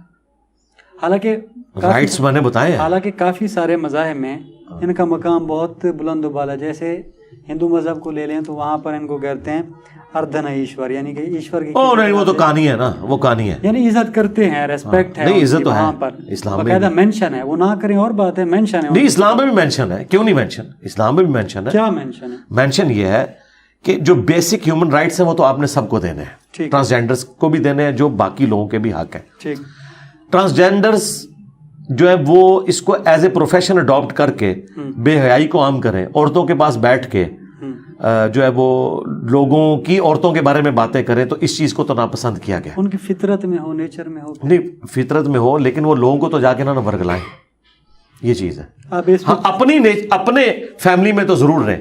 اچھا اس کے لیے پھر آپ کو یہ کرنا ہوگا کہ آپ لوگوں کو ایجوکیٹ کریں گے، ٹھیک ہے. لیکن اگر کوئی بندہ اس لیول پہ اترا ہے کہ اس کی ایسے کوئی ڈینجرس، تو وہ صرف ٹرانسجینڈر نہیں، وہ عورت بھی جو بی بی سی لندن بنی ہوتی ہے، پورے محلے کے گھروں میں گھومتی ہے، ایک ہی باتیں دوسری جگہ، ہم تو اس عورت اور مرد کو بھی اجازت نہیں دیتے کہ وہ آپ کی فیملی کے ساتھ ملے. یہ اس میں عیب کی بات کو آپ کریں. اگر اس طرح کے عیب نہیں ہے تو آپ کو ایجوکیٹ کرنا ہے. جس طرح ایک معذور بچے کے ساتھ جو ذہنی معذور ہے، گھر والے یوزڈ ہوتے ہیں اس کو ٹیکل کرنا جانتے ہیں، اس طرح ٹرانسجینڈرز کو بھی ٹیکل کرنے کے لیے معاملات ہونے چاہیے. ایک طرح سے ابنارملٹی ہے. آپ مجھے اسلام کو تو چھوڑ دیں، مجھے بتائیں پاکستان میں کیا مرد و عورت کے حقوق ہیں؟ ان کے بھی کوئی حقوق نہیں ہے. تو سیدھی سی بات ہے، ہم ایز اے معاشرہ اتنی پستی میں گر چکے ہیں نہ. ہمارے مرد ہو عورت ہو، اپنی جب باری آتی ہے نا بول لیتا ہے، بول لیتے ہیں، ٹھیک ہے. نہیں ان کے لیے بھی آپ دیکھیں نا، اب شناختی کارڈ میں بھی ایشو ریزالو ہو گیا ان کا، اور اب ان کے لیے جابز بھی اپروو ہو چکی ہوئی ہیں. مزید بہتری کی ویسے مثال کے طور پہ انسان ہے نا، اللہ کی مرضی پہ نہ آپ کا اختیار ہے نہ میرا. کل کو مجھے یا آپ کو اس طرح کا بچہ پیدا ہو جاتا ہے، اب بتائیں کیا فرائض ہے؟ فرائض وہی ہے جو باقی ہو. وہاں پر دیکھے نا، یا خود پالنا ہے، خود پالتا ہے. میں نے خود پالنا ہے، کیوں نہیں پالنا؟ نہیں وہاں تو نہیں دینا اس کو. آپ اسلام سے کیوں جوڑ رہے ہیں جو ان کی اپنی آرگنائزیشن بنی ہوئی ہے؟ اسلام تو نہیں، یہ پاکستان کا کلچر ہے، اس کا اسلام سے کیا لینا دینا؟ کل کو آپ مجھے کہیں کہ جی ایک لمبی داڑھی اور پگڑی والے نے غیرت کے نام کے اوپر اپنی بیٹی کو قتل کر دیا جس نے کورٹ میرج کر لی تھی، تو یہ آپ کا اسلام ہے. میں کہوں گا اسلام کہاں سے ہے؟ یہ ان کا کلچر ہے، یہ بھی کلچر ہے، اس کا اسلام سے کوئی لینا دینا نہیں. اور پاکستان میں کلچر کو زیادہ فالو کیا جاتا ہے. جی، اور یہاں دین بھی حادثاتی ہے. آپ دیکھیں ہیروئن کی اسمگلنگ بھی کر رہے ہیں، ایئرپورٹ پہ پکڑے جاتے ہیں، نماز بھی پڑھ رہے ہوتے ہیں. ٹھیک. ہاں اچھا علی بھائی، آپ تھوڑا سا آگے مزید حساس سوال بھی آئیں گے، اور اس میں سے بھی ایک سوال میں نکالوں گا بعد میں ٹرانسجینڈر والے میں سے. آپ کے ایک دوست بہت ہی سوشل میڈیا کے نا جو بہت مشہور ہوئے، آپ کی بڑی ایک یوں سمجھ لیں پیار محبت کی داستانیں چلتی رہی، مفتی طارق مسعود صاحب. جی جی. انہوں نے کچھ عرصہ پہلے نا ایک کمنٹ پاس کیا تھا، شاید ان کو معلوم نہیں ہوگا، لیکن اس پر ان کا پھر کوئی رجوع یا معافی وغیرہ کے کلمات نہیں آئے. 3-4 دن پہلے آپ کی ویڈیو اس ٹاپک پہ چڑھی ہے، اس کے لیے میں ایز اے سرائیکی پرسن آپ کا شکر ادا کرتا ہوں. انہوں نے بات کی تھی کہ جو عورتیں ہوتی ہیں بائک پر اس طرح سے بیٹھتی ہیں، جی جی جی، مجھے ایک یاد ٹانگ ہے. ادھر کر کے اور ایک ٹانگ جی جی ادھر کر کے. شاید ان کو پتہ نہیں تھا، وہ انہوں نے عورتوں کو اس طرح سے بیٹھے ہوئے دیکھا ہوگا ایک طرف پہ. لیکن ہمارے سرائیکی علاقوں میں، بلوچ علاقوں میں، وہاں پہ برقع پہنا جاتا ہے، ٹوپی والا، جو یعنی کہ یہاں سے جو پہنتے ہیں نا وہ پورا کورڈ ہوتا ہے اس طرح سے. جی جی جی. ٹھیک ہے. اس میں عورتیں دوسری طرح اس طرح سے بیٹھ ہی نہیں سکتی، خدشہ ہے، اور باپردہ طریقے سے رہتی بھی ہیں جس طرح وہ رہتی ہیں. ان تک کیا کوئی بھی ایسا بندہ نہیں جو ان کو بتائے کہ بھئی آپ نے اتنی بڑی بھونگی مار دی ہے، ایک پوری کمیونٹی کو آپ نے ہرٹ کر دیا ہے؟ ایک نہیں ہے، بیسیکلی کے بھی آ جاتا ہے اس میں. جی جی. دیکھیں جب انہوں نے پہلی دفعہ یہ بیان دیا تھا نا، تو اسی وقت میرا رپلائی آیا تھا، وہ یوٹیوب پہ رکھا ہوا ہے. ہاں جی. اور اس رپلائی میں پہلے ہم نے ان کی ویڈیو چلائی تھی، اس کے بعد بائی نیم انہیں ریبٹل کیا تھا، بڑے سخت انداز میں کیا تھا. یہ اس وقت کی بات ہے جب اس وقت ویڈیو آئی تھی. یہ جو ابھی آپ نے دیکھی ہے نا، اس میں ان کا ذکر نہیں ہے، یہ علیحدہ سے ہے ایک بائک پہ بیٹھنے میں. اور اس کے بعد انہوں نے باقاعدہ اس پہ معذرت کر لی تھی ویڈیو میں. ان کا تھا مجھ سے مس ہینڈل ہوا، بلکہ انہوں نے یہ کہا کہ یہ جنہوں نے اپلوڈ کیے نا، ان کے جو اپنے سوشل میڈیا کے لوگ تھے، ان کو انہوں نے تختہ مشق بنایا. اس حوالے سے انہوں نے کہا کہ میں نے منع بھی کیا تھا یہ کاٹ دینا، لیکن وہ کاٹنا بھول گئے، اس کی وجہ سے وہ پھر انجینئر صاحب کو بھی موقع ملا. یہ اس زمانے کی بات ہے. اب تو وہ مجھے ٹارگٹ اس طرح کرتے نہیں، نہ میں ان کو کرتا ہوں. یعنی یہ میری کام علمی کی وجہ سے ٹھیک ہے، جی انہوں نے رجوع کر لیا، سر بہترین ہو گیا الحمدللہ. دوسرا ان کا مسئلہ یہ ہے کہ ان کا فیم جو ہے سارا کا سارا شادی کی وجہ سے نا، 3 شادیاں تھے، 4 شادیاں. ٹھیک ہے. ان کی مشہوری بھی اسی وجہ سے ہوئی. ٹھیک ہے، اچھی بات ہے، اگر سنت ہے تو کر بھی لینی چاہیے. جبکہ آپ کا موقف یہ ہے کہ اگر ایک کی استطاعت بھی نہیں تو آپ ایک بھی نہیں کریں گے، نہیں کر سکتے. وہ ایسے کہہ رہے ہوتے ہیں کہ لازمی کریں، کرنا چاہیے، جس کی استطاعت ہے وہ کرے، لیکن جس طرح اب یہ مزاح والا سوال بھی ہے، لیکن ایک سیریس نوٹ پہ دیکھا جائے تو سیریس سوال بھی ہے۔ جس طرح کسی بھوکے کے آگے آپ برگر وغیرہ، شاورما وغیرہ اس طرح کی مہنگی مہنگی چیزیں کھائیں تو آپ گناہ کے طرز میں آتے ہیں، اللہ کو یہ بات ناپسند ہے، ٹھیک ہے؟ تو نوجوان کافی سارے ایسے ہیں، میں نے کہا بات ہنسنے کی ہے لیکن بات سیریس ہے، سنجید۔ نوجوان کافی سارے ایسے ہیں جو 2-2 3 شادیاں کر ہی نہیں سکتے، آپ ان کے آگے بار بار آ کے کہتے ہیں میں نے جی 4 کی، میں 4 ڈشیں ڈیلی بیسس پہ کھا رہا ہوں، ٹھیک ہے، ان کو ایک بھی نہیں مل رہی، گناہ نہیں ہوگا؟ یا مفتی ہونے کی وجہ سے، عالم ہونے کی وجہ سے آپ لوگ ایسی باتیں کر بھی دیں تو بری ہوتی؟ میرا خیال ہے یہ انداز درست نہیں ہے بات کرنے کا، ایسے کرنا ہی نہیں چاہیے۔ اور دوسری بات، میں سب سے پہلے تسلی کی تو ضرورت ان نوجوانوں کو ہے جن کے بارے میں آپ نے ان کی طرف سے ہمدردی کی ہے، ہاں ایسے ہی، تو میں ان کو بالکل کلیئر کٹ بتاؤں گا کہ یہ پھولوں کی سیج بالکل نہیں ہے۔ ایک شادی بھی چلانا، شادی میں صرف ایک ایلیمنٹ نہیں ہے، اس کے ساتھ کئی چیزیں جڑی ہوئی ہیں، وہ آپ کو شادی کے بعد پتہ چلے گا۔ یہ ایک ہاتھی کی دم ہے جو آپ کو نظر آ رہی ہے، اس کے پیچھے پورا ہاتھی لگا ہوا ہے، اور جیسے یہ دوسری اور تیسری کی طرف جاتے ہیں پھر تو آپ سمجھیں کہ وہ ہاتھی ایڈ ہوتے ہیں، اور جو دم ہوتی ہے نا وہ بھی آدھی رہتی جاتی ہے، تو یہ اتنا کوئی ایسا معاملہ نہیں ہے۔ ہاں یہ اسی طریقے سے آپ سمجھیں جس طرح آپ کو ٹی وی ڈراموں میں ان لوگوں کا کلچر دکھایا جاتا ہے جن کا ریئل لائف سے کوئی تعلق ہی نہیں ہے۔ غریب لوگوں کا کلچر تو پرانے ڈراموں میں دکھایا جاتا تھا، تو ہمارے نوجوان شاید سمجھتے ہیں کہ دنیا اس چیز کا نام ہے جو ہمیں ڈراموں میں کلچر دکھایا جا رہا ہے، پریکٹیکل لائف ایسے نہیں ہوتی، وہ بالکل ڈیفرنٹ ہوتی ہے۔ لہذا جو علماء بھی آپ کو اس قسم کے سبز باغ دکھاتے ہیں نا، اگر شادیوں کے پوائنٹ آف ویو سے، زندگی اس سے بہت زیادہ تلخ ہے، اور زندگی بہت زیادہ غموں سے عبارت ہے، یہ بہت مشکلات ہیں۔ میں نے تو آج تک اپنی زندگی میں کوئی بندہ دوسری شادی کرنے کے بعد سکھ ہی نہیں پایا۔ یہ میری خواہش ہے کہ مجھے زندگی میں کوئی ایسا بندہ ملے، لیکن وہ صحیح طریقے سے انالیسز ہو۔ ایک خام خواہ دعویٰ کرنا کسی کا اور چیز ہے، میں نے تو یہ دیکھا ہے کہ اس نے تکلیف کی زندگی کاٹی ہے۔ علی بھائی، یہ 2 سوال کرنے کے لیے یہ سوال میں نے آپ سے پوچھے تھے، ٹھیک ہے؟ اب تھوڑا سا سینسیٹیو موضوع پہ باتیں ہوں گی جس پہ نہیں ہوتی، زیادہ تر علماء کرتے ہی نہیں ہیں، دور بھاگتے ہیں۔ بروتھل ہو گیا، ٹھیک ہے، بڑا گھر جسے آپ کہہ دیتے ہیں، یعنی کہ پیسوں کی بس شارٹ کٹ میں متا شیعہ حضرات کہتے ہیں جسے، ٹھیک ہے؟ ہمارے یعنی کہ عام لوگوں کی زبان میں، دنیا دار لوگوں کی زبان میں وہ بروتھل ہے، وہاں پر آپ جو بھی ہے پیسوں کے بدلے، ٹھیک۔ اور دوسرا اس میں ہے ماسٹربیشن، ٹھیک ہے، اور سونی زبان میں اسے مشت زنی کہہ دیتے ہیں، ٹھیک ہے؟ ان دونوں چیزوں کی ممانعت کہاں تک ہے؟ حرام ہے جی، دونوں مطابق قیامت تک کے لیے حرام، دونوں حرام ہے۔ جس کی ہو نہیں رہی وہ کیا کرے؟ 30 سال کی عمر میں وہ کہتے ہیں، جس کے پاس آپ کہتے ہیں جس کے پاس نہیں ہے معاملہ، نہیں کر سکتا، ایک کی استطاعت بھی نہیں رکھتا، وہ نہ کرے، حالانکہ اس کی نیڈ، ضرورت روٹی سے زیادہ ہے یا روٹی کے مترادف ہے۔ دیکھیں بخاری مسلم میں حدیث ہے کہ نوجوانوں کے گروہ جس میں استطاعت ہے وہ شادی کرے، اور جو شادی نہیں کر سکتا وہ روزے رکھے، روزے رکھ کے وہ اپنی شہوت کو ٹھنڈا کرے۔ تو یہ ایک ذریعہ ہے جس کے ذریعے آپ اپنے معاملات کو لے کے چل سکتے ہیں۔ اس دور میں روزے پاسبل ہیں؟ جی روزے رکھے جا سکتے ہیں۔ میں اور بھی سولوشنز دیتا ہوں۔ دوسری طرف قرآن میں یہ بھی آیا ہے کہ جن لوگوں کی شادی نہیں ہے انہیں چاہیے وہ پاک دامن رہے۔ اللہ تعالیٰ نے انہیں کوئی ایسکیپ روٹ نہیں بتایا۔ متا والا جو معاملہ ہے وہ ایک عرب کا کلچر چل رہا تھا، بعد میں اسے بھی منع کر دیا گیا، بخاری مسلم میں حدیث موجود ہے۔ جہاں تک مسٹربیشن کا تعلق ہے اس پہ میں نے ڈاکٹر ذاکر نائک کو بھی ریبٹل کیا تھا کہ جو قرآن کی وہ آیت ہے نا کہ اہل ایمان کی نشانی ہے کہ وہ اپنی شرمگاہوں کی حفاظت کرتے ہیں سوائے اپنی بیویوں کے، اور جو لونڈیاں اس زمانے میں obsolete اب ہو چکی ہیں، ٹھیک ہے، اس کے سوا جو بھی کوئی راستہ اختیار کرتا ہے وہ اللہ کی حدوں کو کراس کرتا ہے۔ اس آیت کے تحت جو سورۃ المومنون میں موجود ہے، امام شافعی رحمۃ اللہ علیہ نے اس سے یہ رزلٹ نکالا کہ مسٹربیشن بھی اسی کیٹیگری میں فال کرتی ہے۔ ٹھیک، میں یہ مانتا ہوں چند ایک اکا دکا لوگوں کے ایسے اقوال ہیں جنہوں نے ایز اے لاسٹ ریزارٹ اس کی اجازت دی ہے، لیکن اسلام کے کلچر میں یہ چیز نہیں سائنس، اور آج کل ڈاکٹر بھی دے رہے ہیں، دیتے رہے جی۔ بات یہ ہے کہ سائنس تو یہ بھی اجازت دیتی ہے کہ آپ جو ہے وہ کنڈوم کے استعمال کے ساتھ بدکاری بھی کر لیں، تو اس کا یہ مطلب نہیں کہ اس سے کوئی بندہ ریلیکس ہونے کے لیے کرے۔ یہ کس کو انکار ہے کہ جتنی بھی دنیا میں اللہ تعالیٰ نے لذت والی چیزیں رکھی ہیں ان میں لذت نہیں ہے یا ان کے فائدے نہیں ہیں۔ شراب کو اللہ نے قرآن میں کہہ دیا کہ اس میں بھی فائدے ہیں لیکن زیادہ نقصان ہے، فائدوں سے کسی کو انکار نہیں ہے۔ بات یہ کہ یہ اللہ کی حدود ہے، اللہ کی جو حدود ہے نا ان حدود کا خیال رکھنا ہی تو آپ کا دنیا میں ٹیسٹ ہے۔ دنیا میں آپ کو جتنی نعمتیں استعمال کرنے سے منع کی گئی ہیں نا، جنت میں وہ آپ کو انعام کے طور پہ ملنے والی ہیں.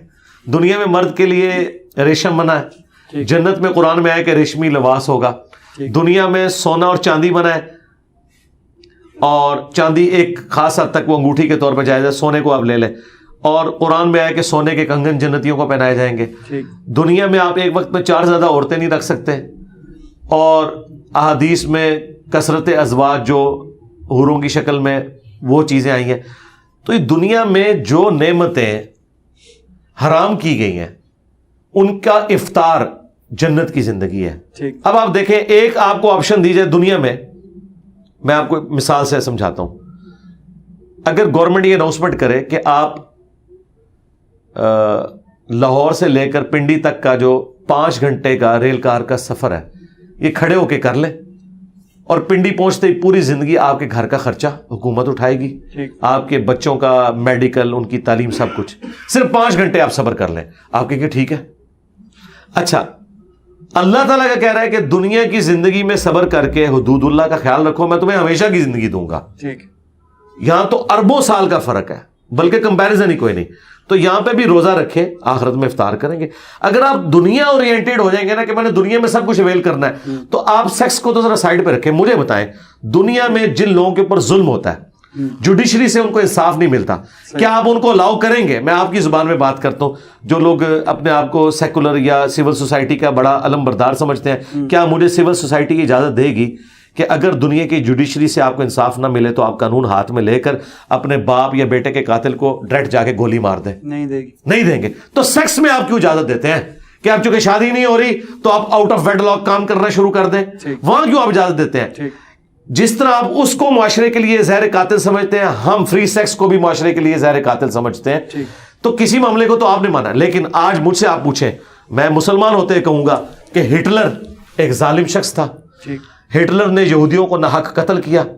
دنیا کی کوئی عدالت ہٹلر کو 60 لاکھ دفعہ یا چلے محتاط اندازہ 6 لاکھ دفعہ ان معصوم یہودیوں کے قتل کے عوض پھانسی نہیں لٹکا سکتی. لیکن اللہ تعالیٰ اس بات پہ قادر ہے کہ قیامت والے دن ہر ایک یہودی کے بدلے میں اسے جو ہے وہ ٹانگے اور سزا دے جو اس نے ظلم کیا. ٹھیک ہے، تو دنیا میں تو آپ کو انصاف بھی نہیں ملتا، دنیا میں آپ کو کئی چیزیں نہیں ملتی. آخرت کا دن ہے ہی اس بات کے لیے، اور آخرت کا مقدمہ اس پہ قائم ہے کہ دنیا میں آپ کو انصاف نہیں ملے گا، تو آپ نے صبر کرنا ہے، کوئی اسکیپ روٹ نہیں تلاش کرنا. یہ یعنی کہ خدا کے قوانین میں کچھ چیزیں آ جاتی ہیں. جی، خدائی قوانین ہے، وہاں پہ خاموشی اختیار کرنی ہے. اب آپ مجھے یہ بتائیے کہ اگر خدا کو ہم مانتے ہیں تو خدا نے جو آخرت میں عذاب رکھا ہے اس کے بدلے اگر دنیا کا ہم مزہ دیکھیں تو وہ ایک لمحے کے لیے بھی نہیں ہے، وہ انسان تصور بھی نہیں کر سکتا. میں کہتا ہوں یہ آج گورنمنٹ یہ اناؤنسمنٹ کرے نا کہ کوئی شخص اپنی بیوی کے پاس بھی گیا اور ہمیں پتا چل گیا، تو آپ کے ساتھ یہ کام ہم کریں گے کہ آپ کو 5 منٹ کے لیے دہتے ہوئے تندور میں الٹا لٹکائیں گے. ٹھیک ہے، تو لوگ تو اپنی بیوی کو طلاقیں دے کے بیٹھ جائیں گے ایسے ہی. اور آخرت کا تو عذاب، حالانکہ یہ ایک جائز تعلق ہے، آخرت کا عذاب تو آپ چھوڑ دیں. ہم جب دنیا اورینٹیڈ ہوتے ہیں، یہ میری بات یاد رکھیے گا، میں آپ کے پلیٹ فارم کی وساطت سے بھی عام لوگوں تک بھی یہ بات پہنچا دوں کہ اگر آخرت کو نکال دینا تو دنیا میں جو اسلام کے قوانین ہے نا یہ ظالمانہ ہے. ٹھیک، اسلام جسٹس کا نظام نہیں دیتا اگر آپ آخرت کو نکال دیں. ہاں، آخرت کے ساتھ جوڑ کے اسے دیکھیں تو اسلام سے پرفیکٹ نظام کوئی نہیں ہے. ہم مانتے ہیں کہ دنیا میں جو آپ سولوشنز تلاش کر رہے ہیں نا وہ وقتی طور پہ آپ کو ریلیف دیں گے، لیکن معاشرے میں انارکی بھلائیں گے. جو اسلام کہتا ہے نا کہ تکلیف پہ آپ نے صبر کرنا، انصاف نہیں ملا، آپ نے ایکسٹرا جوڈیشل ایکٹیویٹی پرفارم نہیں کرنی، آپ نے کوئی آؤٹ آف ویڈ لاک کوئی معاملات لے کے نہیں چلنے، آخر میں اللہ تعالیٰ آپ کو کمپنسیٹ کرے گا. اور اس پہ ایک حدیث ہے مسلم شریف کی، بڑی رکت انگیز حدیث ہے کہ جب جنتی جنت میں پہنچنے والے ہوں گے، جہنمی جہنم میں، اللہ تعالیٰ فرشتوں سے کہے گا کہ اس شخص کو بلا کے لاؤ میرے پاس جس نے دنیا میں تکلیف کی زندگی کاٹی میری وجہ سے اور سکھ کا ایک لمحہ نہیں پایا. اس کو فرشتے لے کے آئیں گے، یہ صحیح مسلم میں حدیث ہے. اللہ تعالیٰ فرشتوں سے کہے گا ذرا صرف جنت کا ایک پھیرا سے لگواؤ. ٹھیک ہے، وہ جنت کا پھیرا لگا کے جب واپس آئے گا اللہ تعالیٰ پوچھے گا کوئی دنیا میں تکلیف دیکھی؟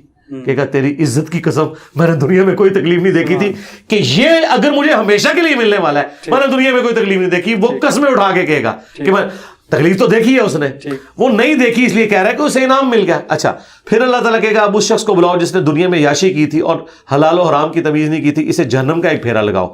وہ جہنم کا پھیرا لگا کے آئے گا, کہے گا اے اللہ تیری عزت کی قسم میں نے دنیا میں ایک لمحہ بھی سکون کا نہیں کاٹا. دنیا کا سکون بھی اس کے لیے کافور ہو جائے گا جب وہ آخرت کا عذاب دیکھ لے گا.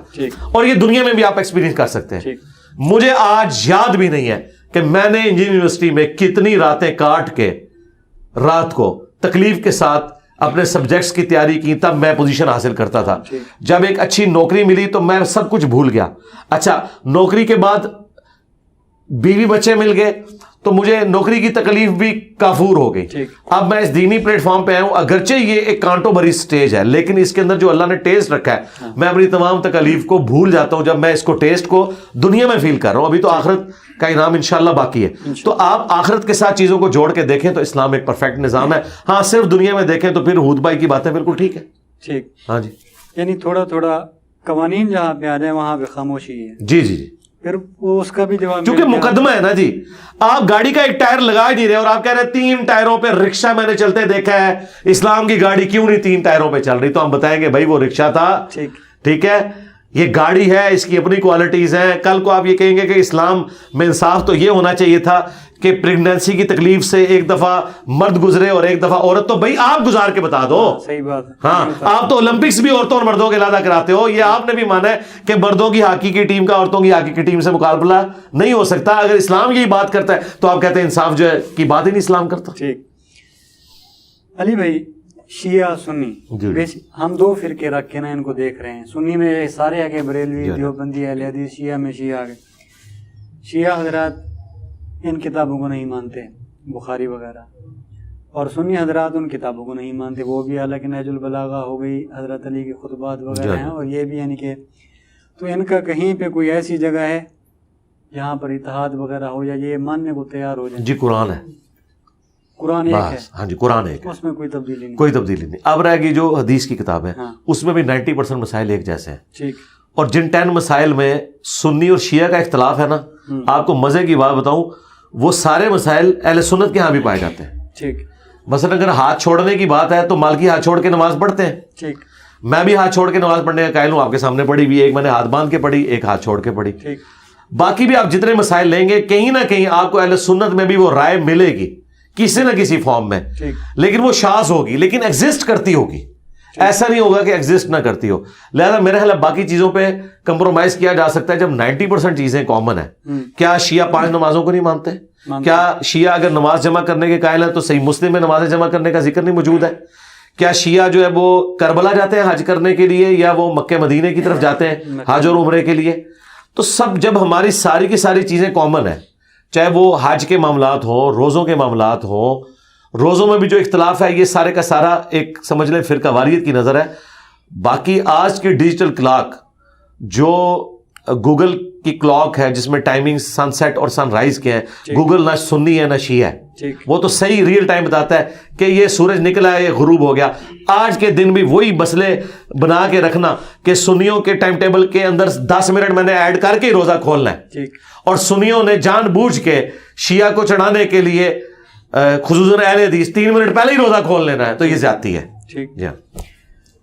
علی بھائی کتابیں بخاری ہو گئی یا صحاح ستہ کی جتنی بھی ہیں, ٹھیک ہے, لکھی گئی اس وقت, صاحب ظاہر اس وقت بادشاہی وغیرہ اہل بیت وغیرہ کی تو نہیں تھی. جی جی جی. کبھی بھی آپ کوئی کتاب نکالنے کی کوشش کرتے ہیں تو بادشاہ کا انفلوئنس ہمیشہ ہوتا ہے. ٹھیک ہے, پاور ایک لگتی ہے. تو ان چیزوں کو کیسے سچا مان لیا جائے؟ اب وہ سچا ایسا مانا جائے گا, پہلے تو آج کی بادشاہت اور آج کے میڈیا کے اوپر اس سے قیاس نہ کریں. امام بخاری نے اگر صحیح بخاری لکھی تھی نا تو آپ کیا سمجھتے ہیں پوری دنیا میں بخاری پھیل گئی تھی؟ کاتب لکھتے تھے بھائی, یا وہ امام بخاری کے پاس تھی یا ان کے 8-10 اسٹوڈنٹس کے پاس. جب پوری رعایا میں 10 بندوں کے پاس بخاری ہو تو حکمران وقت کو کیا فرق پڑتا ہے؟ فرق تو آپ پڑا ہے اسلام 360 اور پرنٹنگ کی وجہ سے. اس زمانے میں حکمرانوں کو پتہ ہی نہیں چلا کہ محدثین نے ہمارے ساتھ کام کیا ڈال دیا ہے, جس کا سب سے بڑا ثبوت یہ ہے کہ حکومت فقہ حنفی کے پاس رہی بنو عباس کی. اوور آل مسلم ورلڈ کے اوپر فقہ حنفی انہوں نے 600-700 سال نافذ کر کے رکھی. کتاب بھی میرے خیال میں ان کی امام ابو حنیفہ کی قبول ہوئی تھی. نہیں, امام حنیفہ کی تو کتاب ہی کوئی نہیں, ان کی طرف منسوب فتاوی جات ہیں. ٹھیک ہے. پوری فقہ حنفی انہوں نے نافذ کر کے رکھی ڈنڈے کے زور پر. ٹھیک. جبکہ بخاری سے لے کے ابن ماجہ تک جو سنیوں کی کتابیں ہیں یہ ساری اینٹی فقہ حنفی ہیں، کیونکہ یہ حدیث کی بنیاد پہ ہے۔ اچھا، جہاں پہ امام حنیفہ کے مسائل ٹھیک ہیں وہ ٹھیک ہے۔ یہ لوگ کتابیں لکھتے رہے، یہ اس لیے سروائیو کر گئے کہ انہوں نے کتابیں لکھی تو اپنے 8 10 15 اسٹوڈنٹس، یہ جھوٹ بولتے ہیں کہ ہزاروں کا مجمع ان کے سامنے بیٹھا ہوتا تھا۔ ہزاروں کا مجمع اس وقت ہوتا تھا جب امام بخاری کسی دوسرے شہر گئے ہیں، کوئی جلسہ ان کا ارینج کیا ہے، وہ کہتے ہیں جی امام بخاری آئے ہیں، چلیں 2 حدیثیں حضور کی سنائیں۔ تو انہوں نے وہاں حدیثیں مار تو نہیں انہیں سنانی تھی نا، انہیں بھی پتا تھا کہ میں نے یہاں سنانی ہے انما الاعمال بالنیات یا سبحان اللہ و بحمدہ کی فضیلت، تو وہ سنا دیتے تھے، لیکن نوٹس میں اپنا سب کچھ لکھتے تھے اور اپنے اسٹوڈنٹس کو وہ آگے ٹرانسفر کرتے تھے، اور وہ کاتب سے لکھا جاتا تھا۔ کاتب کتنی نقلیں تیار کرے گا، وہ نقلیں نہ گورنمنٹ لیول کے اوپر رائج ہوتی تھی، انڈیویجول نوٹس تھے۔ ان کو جو عروج ملا ہے نا، وہ سرکار یہ آپ جس ایرا میں آئے نا اس میں عروج ملا ہے، اور ابھی دیکھیں فقہ حنفی کا زور ٹوٹ گیا، یعنی پاکستان انڈیا بننے سے پہلے تک فقہ حنفی نے پوری دنیا میں پنجے جمائے ہوئے تھے۔ یہاں پہ مغل حنفی، وہاں پہ سلطنت عثمانیہ حنفی۔ مجھے بتائیں قرآن و حدیث والوں کے لیے تو دنیا میں جگہ ہی کوئی نہیں تھی، اور شیعہ تو بیچارے شاہی کوئی نہیں، ان کو تو کسی کھاتے میں نہیں مانتے تھے۔ کعبے میں انہوں نے 4 مسئلے ڈالے، شیعہ کا کوئی مسئلہ ہی نہیں ڈالا، 4 ہی سنیوں کے ڈال دیے، حنفی شافعی مالکی حنبلی۔ یہ جمود جو ٹوٹا ہے نا، یہ اب خلافت علی منہاج النبوہ دوبارہ واپس آنی ہے، اس کے لیے یہ معاملہ ٹوٹا ہے۔ مسلمان تھے، انہوں نے فقہ لی بھی ہے، یہ 4 اپنے بنا کے لگا دیے بھی۔ یہ تو انشاءاللہ آپ دیکھیں گے نا، تو دیکھیں جس کو سمجھ آ گئی ہے وہ پھر اس طرح کے جملے بولتا ہے نا، یہ کیسے مسلمان ہے۔ میں یہ کیمرے میں بولتا ہوں اور بڑے احترام کے ساتھ بولتا ہوں، رحمۃ اللہ علیہ بھی کہتا ہوں ان کے بابوں کو۔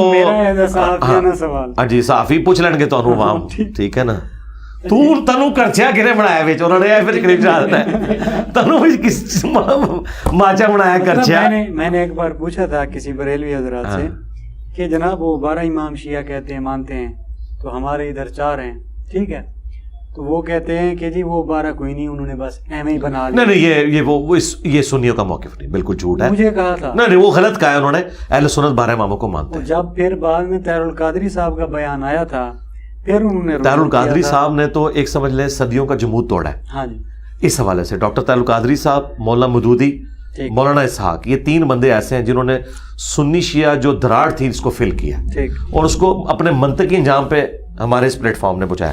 اب وہاں پہ واپس آئے، وہ جو آپ کہہ رہے تھے نا کہ حکمرانوں کا انفلوئنس، اگر انفلوئنس، میں نے تو لاجیکلی ثابت کیا کہ حکمرانوں تک بات پہنچ نہیں، انفلوئنس کیا ہونا ہے، کیونکہ 4-5 کاپیاں بخاری کی، آگے کیا لینا دینا۔ اچھا، اور اگر بھی پہنچتا بھی ہے، آپ سمجھیں کہ اس کے باوجود بھی ہو سکتا ہے کوئی ایک نسخہ چلا گیا ہو، تو ہم کہتے ہیں کہ پھر اہل بیت کی شان میں حدیثیں کیوں ہیں بخاری مسلم میں؟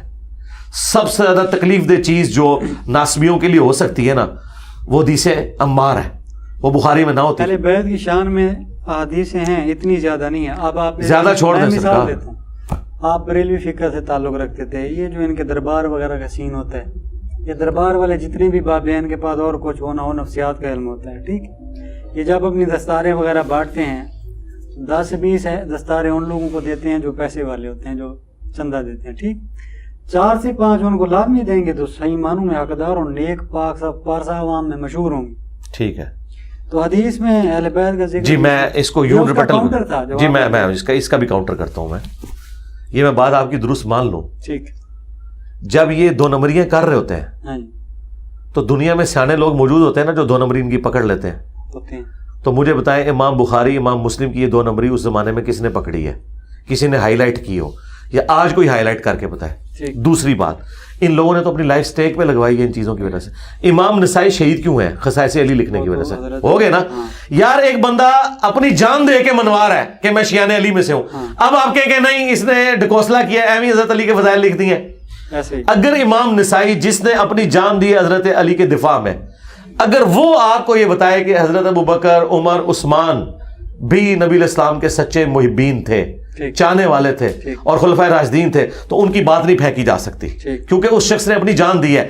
جو بندہ اپنی جان دے دیتا ہے، اب آپ اسے کیا گلا کریں گے کہ وہ 2 نمبری کر رہا ہے؟ اور یہی بات میں اپنے لیے بھی کرتا ہوں کہ میں نے اہل بیت کے دفاع میں اپنی لائف سٹیک پہ لگائی ہوئی ہے۔ میرے بارے میں تو کوئی گمان نہ کرے کہ میں سب کچھ دکھلاوے کے لیے کر رہا ہوں۔ میں نے تو اہل البیت کا وہ دفاع کیا ہے کہ اللہ کے فضل سے صدیوں میں کسی شخص نے اتنی دلیری کے ساتھ نہ سنی نہ شیعہ میں اتنی جرت کی ہے کہ وہ دفاع کر سکے۔ ٹھیک، تو اب بھی اگر کوئی شک کرتا ہے تو بس شک کرتا ہے مر جائے۔ لوگوں نے تو خدا کی ذات میں بھی شک کرتے ہوئے مر گئے، لوگ تو نبی کی ذات میں بھی شک کرتے ہوئے مر گئے۔ اس کا کاؤنٹر ہے علی بھائی، کریں یہ یعنی کہ محبت بھرے لوگ تھے، یعنی کہ امام نسائی نے حضرت ابوبکر، حضرت عمر، حضرت عثمان صاحب کو اچھا کہہ دیا، ٹھیک. اور عقیدت کے معاملے میں آپ کا خود کا بھی بیان ہے، میں بھی مانتا ہوں کہ عقیدت کے معاملے میں بریلوی بہت زیادہ اوپر چلے جاتے ہیں، صحابہ وغیرہ کو ماننے میں بھی اخیر تک مانتے ہیں. صحابہ نہیں، صحابہ کا تو آپ نام لے رہے ہیں، بابوں کو مانتے ہیں، پیر فقیروں کو. صحابہ کے ساتھ کیا؟ ٹھیک ہے، بابوں کو اخیر لیول کا مانتے ہیں، یعنی کہ ان کا وہ آ جاتا ہے کہ یار یہ میرے پیر کا بیٹا ہے، اس کے قدموں میں بڑھ جانا، یہ ٹھیک ہے. وہ آپ کے علاقوں میں جنوبی پنجاب میں زیادہ ہوتا ہے، ادھر اب کتے کے ملا ہے ان کا. اب ہاں جی، ہاں جی، اب اس سے پہلے نہیں. تو سرکار آپ بات کریں نا، اللہ کا شکر ادا کریں. بہت پیچھے جا کے اب کیا نکالنا ہے؟ کیا نکالنا ہے؟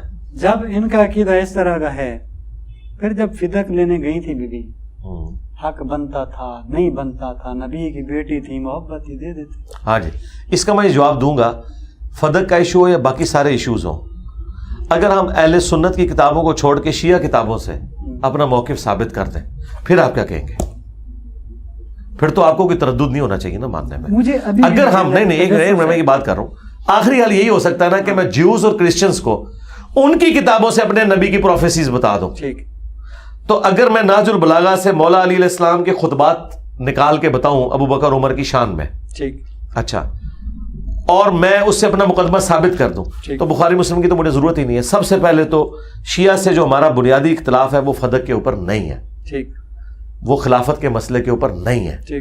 شیعہ سے ہمارا بنیادی عقیدہ کا جو اختلاف ہے وہ عقیدہ توحید کے اوپر ہے، کہ انہوں نے اہل البیت کو منی گاڈز بنا کے خدا کے مقابلے پہ اپنا مشکل کشا اور حاجت روا مان لیا، جو قرآن کی ویلیشن ہے ایاک نعبد و ایاک نستعین. نہج البلاغہ میں مولا علی نے جو خط لکھا ہے حسن ابن علی کے نام، انہوں نے کہا ہے کہ حسن بیٹا یاد رکھنا تو اس کی اولاد ہے جس نے عنقریب مر جانا ہے، زندہ صرف اللہ نے رہنا ہے. تو نے ہر مشکل ہر پریشانی میں اللہ ہی کو پکارنا ہے، اور حسن یاد رکھنا اللہ کا جو دربار ہے یہ وہ دربار ہے کہ اس نے اپنا کوئی دربان بھی مقرر نہیں کیا. اور ساتھ مولا علی نے کہا کہ اللہ تعالیٰ کو اس حوالے سے بھی کوئی حاجت نہیں کہ تم کسی کا واسطہ اور وسیلہ ڈال کے اس کی طرف جاؤ، ڈائریکٹ تمہاری بات سننے والا ہے.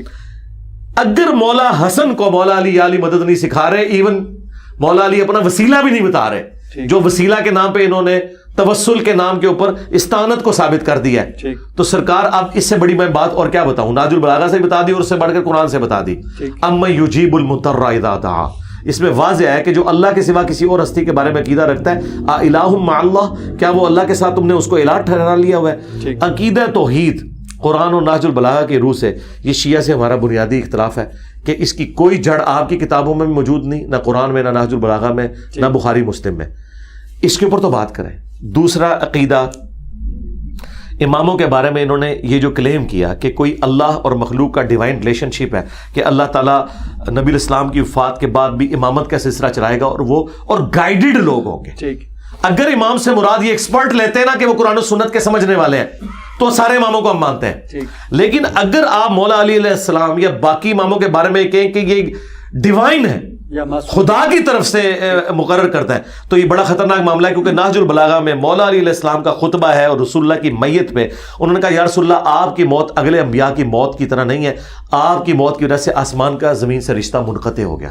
یہ نہج البلاغہ میں لکھا ہے. مولا علی کسی کشف، کسی الہام، کسی ڈیوائن ریلیشن کو اپنے لیے بھی نہیں مان رہے حضور کی وفات کے بعد، تو باقی امام تو شاہی کوئی نہیں، جتنے بھی امام لوگوں نے کھڑے کیے ہیں. یوں سمجھے یہاں پر شیعہ غلو وغیرہ کر جی سرکار، یہ ہے بنیادی اختلاف.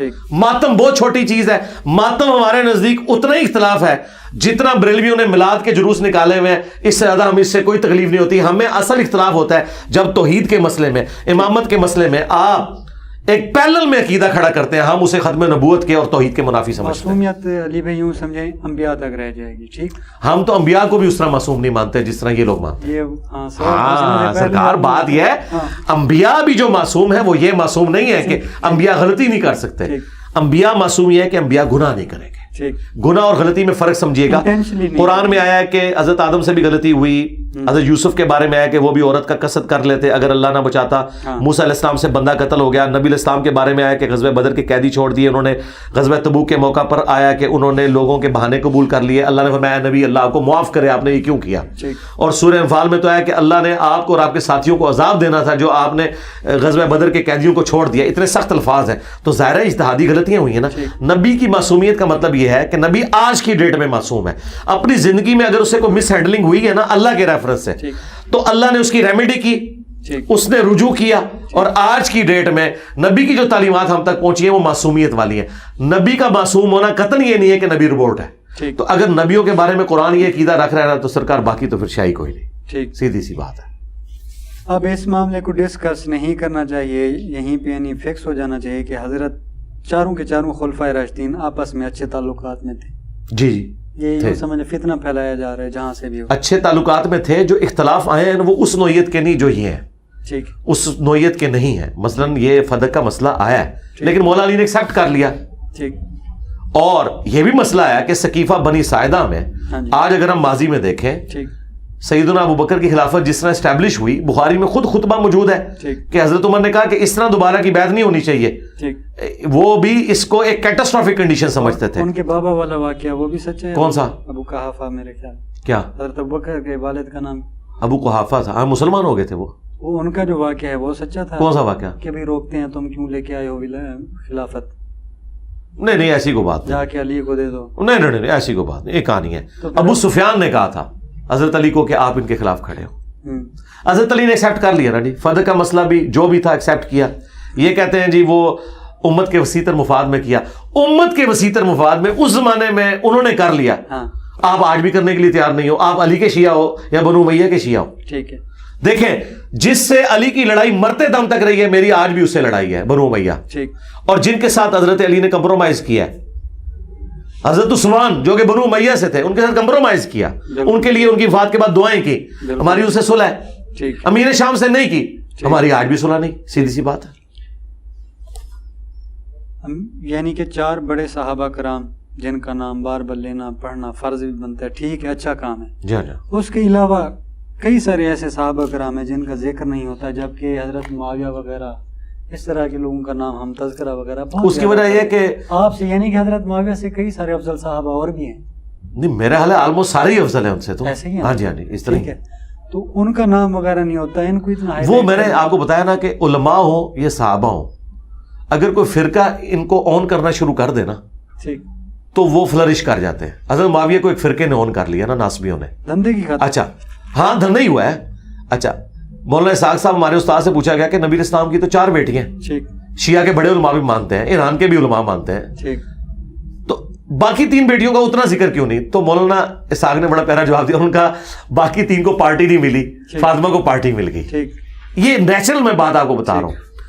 ان کو پارٹیاں جن کو ملی ہیں نا ان کے نام آگے چلے ہیں. جن کو پارٹیاں نہیں ملی نا, سوشل میڈیا ہوتا تو واللہ پارٹی کی بھی ضرورت نہیں تھی. یعنی اگر آپ مجھے کہنا مجھے پارٹی کی بھی ضرورت نہیں, میری تو کوئی پارٹی نہیں ہے, دنیا میں ہلچل مچ گئی ہے. لیکن مولانا مودودی رحمہ اللہ کو اگر جماعت اسلامی ایک جماعت نہ ملتی تو جس زمانے میں مودودی صاحب تھے نا ان کو عروج نہیں ملنا تھا. ان کی تو 1 آدھ ویڈیو ہے, اور تحریریں تو بہت کم لوگوں نے پڑھنی تھی.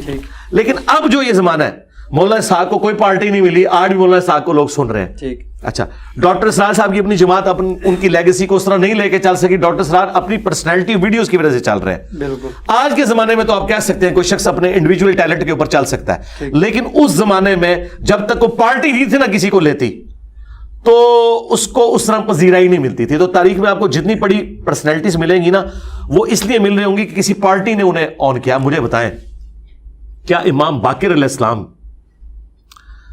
کے جو بھائی تھے امام زید, کیا یہ ایک ہی بھائی تھا ان کا؟ کئی بھائی تھے. امام زین العابدین کے 2 بیٹوں کو کیوں پذیرائی ملی ہے؟ اس لیے کہ اثنا عشری نے امام باقر کو لے لیا, اور جو زیدیہ تھے انہوں نے امام زید کو لے لیا. اچھا اس کے بعد آپ آئے امام جعفر کہ کیا 2 ہی بیٹے تھے, اسماعیل اور موسیٰ کاظم؟ نہیں اور بھی تھے. موسیٰ کاظم کو اثنا عشری نے لے لیا, اسماعیل کو اسماعیلیہ نے لے لیا, باقی بیٹوں کو پارٹیاں کو نہیں ملی, ان کے نام بھی نہیں آج کسی کو پتا. ان کے تو اتنے بیٹے اور بیٹیاں ہوتی تھیں. ٹھیک ہے, تو یہ ہوتا ہے, وہ چیزیں ہائی لائٹ ہو جاتی ہیں. میں آپ کے پلیٹ فارم سے آپ کے لیے بھی آج بڑی حیران کن بات کروں. جو لوگ پنج تن پاک کے کانسیپٹ کو اس حوالے سے لے کے جاتے ہیں کہ جی مباہلے کے موقع پر نبی الاسلام باقی بیٹیوں کو کیوں نہیں لے کے آئے, ایک تو ہم ان کو یہ جواب دیتے ہیں کہ باقی 3 بیٹیاں تو فوت ہو چکی تھی. اچھا ایک اور جواب جو ہمارے استاد مولانا اسحاق صاحب نے دیا وہ بڑا پیارا جواب تھا. وہ کہتے ہیں اس کو تو چھوڑ دیں. مولانا اسحاق صاحب بعض اوقات تو اتنا بڑا چھکا مارتے تھے کہ وہ پلانٹ ارتھ کیا وہ آپ کی ملکی وے سے بھی باہر جاتا تھا. انہوں نے کہا کہ میں شیعہ سے پوچھتا ہوں کہ مباہلہ کے موقع پر حسن حسین فاطمہ گئے تو حضرت علی کی جو بیٹی تھی زینب، کیا وہ اہل البیت میں سے نہیں ہے؟ ٹھیک، تو زینب کو تو حضور نہیں لے کے گئے، زینب تھی اس وقت جب مباہلہ ہوا ہے. مباہلہ کب ہوا ہے؟ حضور کی وفات سے 1-1.5 سال پہلے.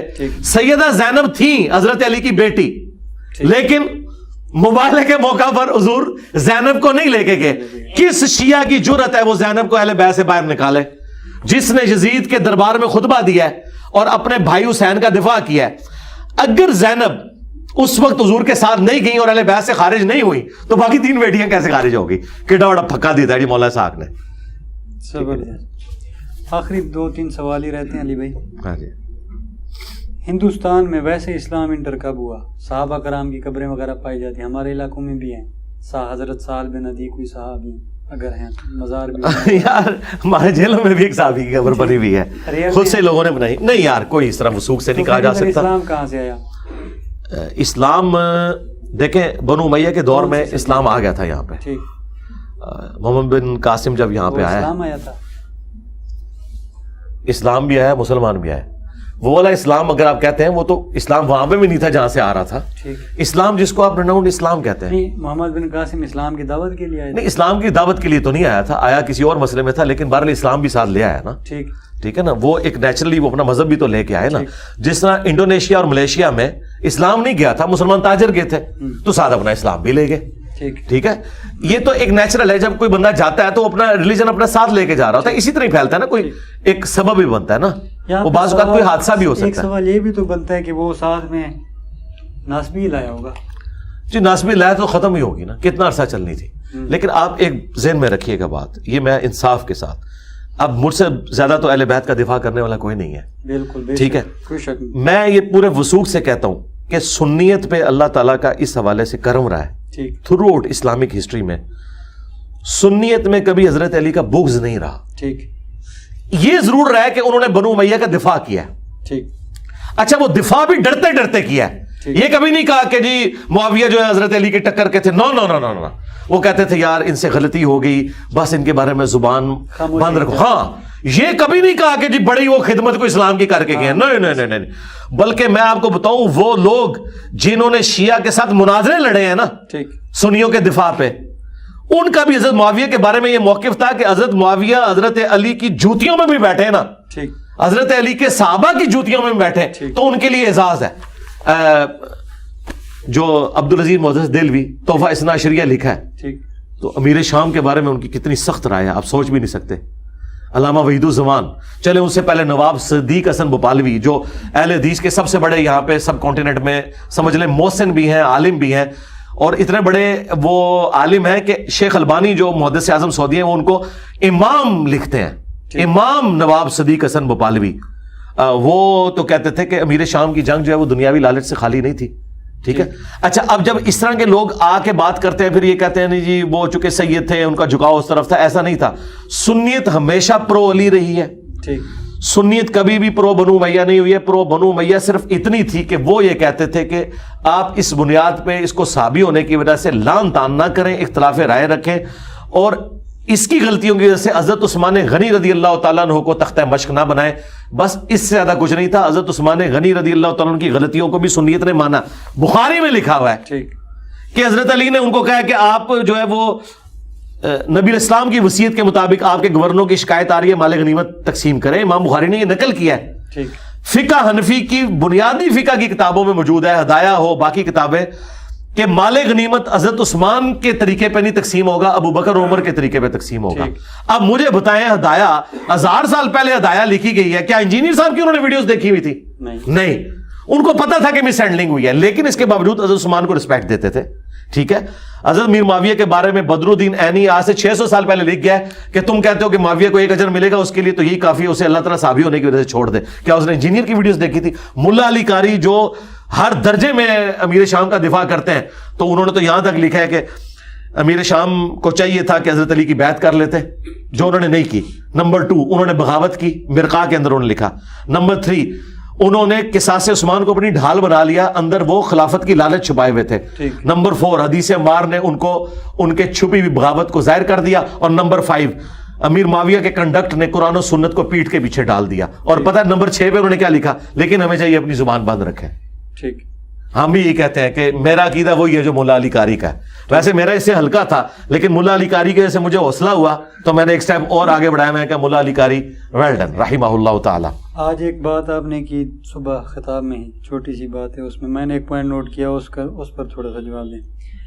صلح حدیبیہ کا جب معاملہ ہوا, آپ نے کہا نبی پاک صلی اللہ علیہ وسلم نے کہا کہ چلیں, حضرت عمر نے کہنا نہیں مانا. ٹھیک, اس کے بعد بیٹھ گئے, پھر گئے, نبی نے روک دیا, پھر بھی عمر جا رہے ہیں ابو بکر کے پاس, کیوں؟ تو حضرت ابو بکر نے آگے سے ڈانٹ دیا تھا نا. گئے کیوں؟ ہاں گئے اس لیے کہ حضرت عمر کی طبیعت, میں 14 صدی کا بندہ, جہاں پہ نبی کا فرمان آ جاتا ہے تو ایسے کر لیتے ہیں. کدھر آپ کدھر کرتے ہیں؟ کتنے مسلمان کرتے ہیں؟ کوئی بھی نہیں کرتا. جو ڈائریکٹ وغیرہ ہو کاری نہیں, یہ بات آپ نہ کریں, علماء بھی نہیں کرتے. آپ نبی کا فرمان ذرا کسی عالم کو, اور سرکار آپ چلے جائیں نا, آپ جنوبی پنجاب سے ہیں نا, بابلک ملتانی کے مزار پہ جا کے مسلم کی حدیث سنائے نا کہ قبروں پہ مارتے مت بناؤ. تو سرکار اگر آج مسلمان اس طرح ہے نا, اس زمانے میں بھی مسلمانوں سے ایسی مس ہینڈلنگ ہو جاتی تھی. بعض اوقات ان کی طبیعت کی وجہ سے, بعض اوقات رسول اللہ کے ساتھ فرینکنس کی وجہ سے. ٹھیک ہے, وہ حضرت ابو بکر کے پاس رسول اللہ کی شکایت کرنے نہیں گئے تھے. ابو بکر کی کیا اوقات تھی رسول اللہ کے مقابلے پہ کہ ان کو شکایت لگائی جاتی. بیسیکلی وہ یہ کہنے گئے تھے کہ حضرت ابو بکر چونکہ حضور کے قریب ہیں تو ابو بکر کو وہ راضی کریں اس بات کے اوپر کہ اس وقت موقع ہے ہم اپنے دشمنوں کو کچل دیں. آپ ذرا اس انٹینشن پہ دیکھیں, وہ بعد میں مجھے بتائیں حضرت عمر کوئی ذاتی بینیفٹ لینا چاہتے تھے مشرکین عرب کو مار کے, یا وہ اسلام کا غلبہ چاہتے تھے؟ اسلام کا غلبہ چاہتے تھے نا. اسلام کا غلبہ چاہنے میں تھوڑا سا ان سے غلوف ہو گیا, اور وہ بھی بخاری مسلم میں وہ کہتے ہیں میں پوری زندگی شرمندہ رہا ہوں کہ میں نے رسول اللہ پہ جرأت کی, مجھے نہیں کرنا چاہیے تھا. ہاں شرمندہ, اس پہ بھی شرمندہ رہے. اور جو انہوں نے جب عبداللہ ابن ابی کا جنازہ پڑھانے لگے تھے, حضور کے آگے سامنے کھڑے ہو گئے تھے, ان کا میں نے بعد میں جرأت کی اور کہا کہ اللہ اور اس کا رسول بہتر جانتے تھے, مجھے نہیں کرنا چاہیے تھا. لیکن وہ جب کر رہے تھے نا, اس وقت وہ پیورلی پوری ایمانداری کے ساتھ وہ یہ سمجھتے تھے, جس طرح میرے بھی کئی ساتھی آ کے میرے ساتھ کرتے ہیں, نہیں جی یہ موقع نہیں اب جانا چاہیے آپ نے. بالکل, میں کبھی بھی ان کو اپنی بدتمیزی تصور نہیں کرتا, اس وجہ سے کہ مجھے پتا ہے کہ یار یہ اسی دعوت کی لیے کر رہے ہیں. اچھا, اور ایک اور بات بتاؤں آپ کو, یہ آپ کو 2-3 واقعات پتا ہے نا جس میں حضرت عمر غلط نکلے. کئی واقعات ہیں جس میں حضرت عمر نے اگر ایسی ایکٹیویٹی کی ہے نا تو حضور نے حضرت عمر کی بات مان لی ہے. مثلا مسلم میں ایک حدیث ہے کہ حضرت ابو ہریرہ نے حضور کی جوتیاں اٹھائی ہوئی ہیں اور اناؤنسمنٹ کر رہے ہیں کہ جس نے بھی لا الہ الا اللہ پڑھا وہ جنت میں جائے گا, خواہ وہ زنا کرتا ہو, چوری کرتا ہو, جو مرضی کرتا ہو. آگے حضرت عمر آگے, انہوں نے حضور کی جوتیاں دکھائیں گارنٹی کے طور پہ کہ میں حضور سے سن کے آیا ہوں. انہوں نے پہلے تو پھینٹی لگائی حضرت ابو ہریرہ کی, مارتے ہوئے حضور کے پاس لے کے آیا, کہا کہ حضور یہ کس قسم کی باتیں کر رہا ہے. اب فرمایا کہ میں نے اس کو بتائی تھی یہ بات. انہوں نے کہا یا رسول اللہ اگر آپ اس طرح اناؤنسمنٹ کروائیں گے تو لوگ عمل کرنا چھوڑ دیں گے. آپ فرمایا ٹھیک ہے پھر لوگوں کو عمل کرنے دو. آپ نے حضرت عمر کے مشورے کو مان لیا کہ اس کو اس طرح پریزنٹ نہ کیا جائے. اور دیکھ لیں مسلمانوں نے آج تک وہ حدیث لی ہوئی ہے, کلمہ ہی پڑھتے ہیں, کرتے کراتے کچھ نہیں ہے. حضرت عمر کی بات ٹھیک نکلی نا حضور نے. لہٰذا آپ یاد رکھیے گا نبی علیہ السلام کی مخالفت حضرت عمر نے جہاں جہاں کی ہے نا, ہمیشہ ایسا نہیں ہوا کہ حضور نے اسے ریجیکٹ کیا ہو, بعض اوقات ایکسیپٹ بھی کیا. اور آپ کی وہ باتیں بھی سچی ہیں جہاں پہ آیات تبدیل ہوئی ہیں. کیا حضرت عمر کے مشورے پہ؟ کیا قرآن کی آیات؟ نہیں, قرآن کی آیات نہیں تبدیل ہوئی. اللہ تعالیٰ نے جو حضرت عمر فاروق رضی اللہ تعالیٰ کے دل میں کوئی مشورہ آیا تھا اس کے مطابق قرآن نازل کیا. وہ قرآن تو پہلے کا اللہ کے پاس موجود ہے, اور صرف یہ حضرت عمر کی تو خوبی نہیں ہے. ابو داؤد میں, نسائی میں موجود ہے, ایک صحابی کو خواب میں اذان کے کلمات سکھائے گئے تھے اور صحابہ کرام مشورہ کر رہے تھے آپس میں. نبی علیہ السلام نے کو مشورہ دیا گیا کہ آپ گرجے کی جس طرح گھنٹی بجائی جاتی ہے اس طرح گھنٹی بجا کے بلائے مسلمانوں کو نماز کے لیے. کسی نے کوئی مشورہ دیا, ایک صحابی نے کہا یا رسول اللہ میں نے خواب دیکھا ہے کہ یہ کلمات ہیں. آپ نے کہا پڑھو, اس نے پڑھی اللہ اکبر اللہ اکبر اور یہ کلمات, اور نبی علیہ السلام نے اس کو انڈورس کر دیا. تو یہ صرف حضرت عمر نہیں, باقی صحابہ کے ساتھ بھی حضور کے زمانے میں کسی کو خواب آ جاتا تھا, اللہ تعالیٰ کسی کے ذریعے کسی کے دل میں بات ڈال دیتا تھا اور وہ اسٹیبلش ہو جاتی تھی. ہاں, تو اس کو آپ حضرت عمر کے ساتھ نہ جوڑیں اس حوالے سے کہ بھئی کوئی ہم نے حضرت عمر کے اوپر دین کو کھڑا کیا ہوا. نہیں, وہ کسی صحابی کے دماغ میں کوئی مشورہ آ سکتا تھا, کسی بھی صحابی کے دماغ میں کوئی مشورہ آ سکتا ہے. حضرت سلمان فارسی نے مشورہ دیا خندق کھودنے کا, نبی علیہ السلام نے اس کو ایگری کر لیا. تو یہ جو باقی واقعات بھی ملتے ہیں اس اعتبار سے, اور وہ بھی حضرت عمر کا دیکھیں, حضرت عمر کا وہ آپ اس کو شرح صدر کہہ لیں, تکا کہہ لیں, وہ لگ اس لیے گیا کہ وہ ان کی طبیعت تھی. مثلا حضرت عمر کی یہ طبیعت تھی کہ یا رسول اللہ آپ کی بیویوں کو تو پردہ کر کے نکلنا چاہیے, نبی کی بیوی ہو کسی کی جرت کے حضور کی بیوی کی طرف دیکھ لے. اب یہ ذرا ان کی طبیعت کی سختی ہے, ٹھیک ہے نا, انہوں نے اپنی طبیعت کے مطابق مشورہ دیا, وہ لگ گیا, اللہ تعالیٰ نے ایکسپٹ کر لیا, ٹھیک ہے نا. کبھی طبیعت کے خلاف کوئی مشورہ نہیں ہے. اچھا, اسی طریقے سے انہوں نے کہا یہ غزوہ بدر کے قیدی انہوں نے مسلمانوں پہ اتنے ظلم کیا, یا رسول اللہ انہوں نے وڈو, ٹھیک ہے, اور حضور اور ابو بکر کی خواہش تھی نہیں چلو یار چھوڑ دیتے ہیں, ابھی کون سا ہے, ہو سکتا ہے کوئی تلیف قلب ہو جائے. اب حضرت عمر اگر چھوڑنے کا مشورہ دیتے تو آپ کہتے ہیں کہ ہم نے حدیث گاڑ لی ہے. انہوں نے جو کچھ بھی مشورہ دیے نا بھیجا اپنی طبیعت پہ دیا ہے. اچھا, ادھر بھی آ جائے تعویل قبلہ والا بھی. انہوں نے کہا یار یہ مشرکین عرب بھی سارے لوگ جو ہے وہ یہ مستجاب پہ کھڑے ہو کے نماز پڑھتے ہیں اور یہاں پہ بیت المقدس کی طرف منہ ہوتا ہے, آپ مقام ابراہیم پہ کھڑے ہونا, بیت المقدس کا ہمارا کیا لینا دینا. جب ایک نئی امت کھڑی ہوئی ہے تو ہم نے ایسی دیوار پہ کھڑا ہونا ہے کہ جہاں بیت المقدس سامنے آئے ہی نا, کوئی بیت المقدس کو کعبے کے برابر سمجھے ہی نا, تو آپ مقام ابراہیم پہ کھڑے ہو, بیت المقدس آپ کے رائٹ پہ رہ جائے گا اور آپ اس دیوار پہ کھڑے ہو. قرآن میں آ گیا واتخذوا من مقام ابراہیم مصلی. آپ یہ سارے مشورے, میں آپ کو بتاؤں حضرت عمر کے زمانے میں اگر میں ہوتا نا, میرے مشورے بھی تقریباً ایسے ہی ہوتے ہیں جو حضرت عمر کے تھے, طبیعت کی سختی کی وجہ سے. اور اس طریقے سے ہمارے عثمان بھائی ہوتے ہیں, ان کے مشورے وہی ہوتے ہیں جو حضرت ابو بکر کے تھے, اپنی طبیعت کی نرمی کی وجہ سے. ٹھیک, ہاں جی. اچھا علی بھائی, اس میں یہ بتائیں, یہ سوال ہو سکتا ہے آپ ایڈٹ نہ کریں, علی بھائی کے جواب کے بعد لگانا ہو تو لگائیں, نہیں تو کٹ کر دیں, صرف مجھے جواب دیں اس بات کا, ٹھیک ہے. کئی سارے لوگ وغیرہ کہہ دیتے ہیں کہ جی فلاں نے نبی پاک کی زیارت کی, فلاں نے زیارت کی صلی اللہ علیہ وآلہ وسلم, ٹھیک ہے. یہ خیال آتا ہے کہ عام بندے کے انسان ذہن میں, لاجیکل بندہ جو ہو, ٹھیک ہے. آج سائنس کا دور ہے, اسکیچز وغیرہ بنتے ہیں, آپ نے خواب میں جو کچھ دیکھا صبح مجھ سے آگے اسکیچ بنوا سکتے ہیں کہ جی میں نے یہ چیز دیکھی ہے, میں یہ بنا سکتا ہوں. 100 بندے دعویٰ کرتے ہیں کہ ہم نے رات کو نبی کو خواب میں دیکھا, 100 کے 100 اسکیچ مختلف بنیں گے, ٹھیک ہے, 100 کے 100 اسکیچز مختلف بنیں گے.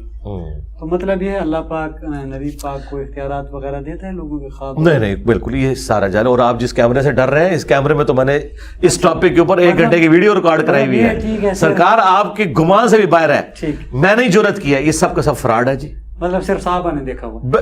نہیں, بعد میں بھی دیکھ سکتے ہیں. یہ جو آپ کو بعد والے بتا رہے ہیں نا, زیادہ تر یہ فراڈ پہ چل رہا ہے. بعد میں بھی دیکھ سکتے ہیں اگر وہ نشانیاں پائی جاتی ہوں جو نبی الاسلام کا چہرہ مبارک رپورٹ ہوا ہے اور قرائن. اور یہ جو میں عقیدہ بتا رہا ہوں یہ باقاعدہ بخاری مسلم میں لکھا ہے, ابن سیرین کا قول ساتھ امام بخاری لے کے ہیں کہ نبی الاسلام کی جو اپنی شکل تھی نا, اس میں اگر کوئی دیکھے تو اچھا وہ کنفرم, آپ کی بات ٹھیک ہے, وہ صحابہ اور اہل بیت کر سکتے ہیں. بعد میں بھی لوگ کنفرم کریں گے, کیونکہ بعد کے خواب بھی آئے ہیں احادیث کی کتابوں میں.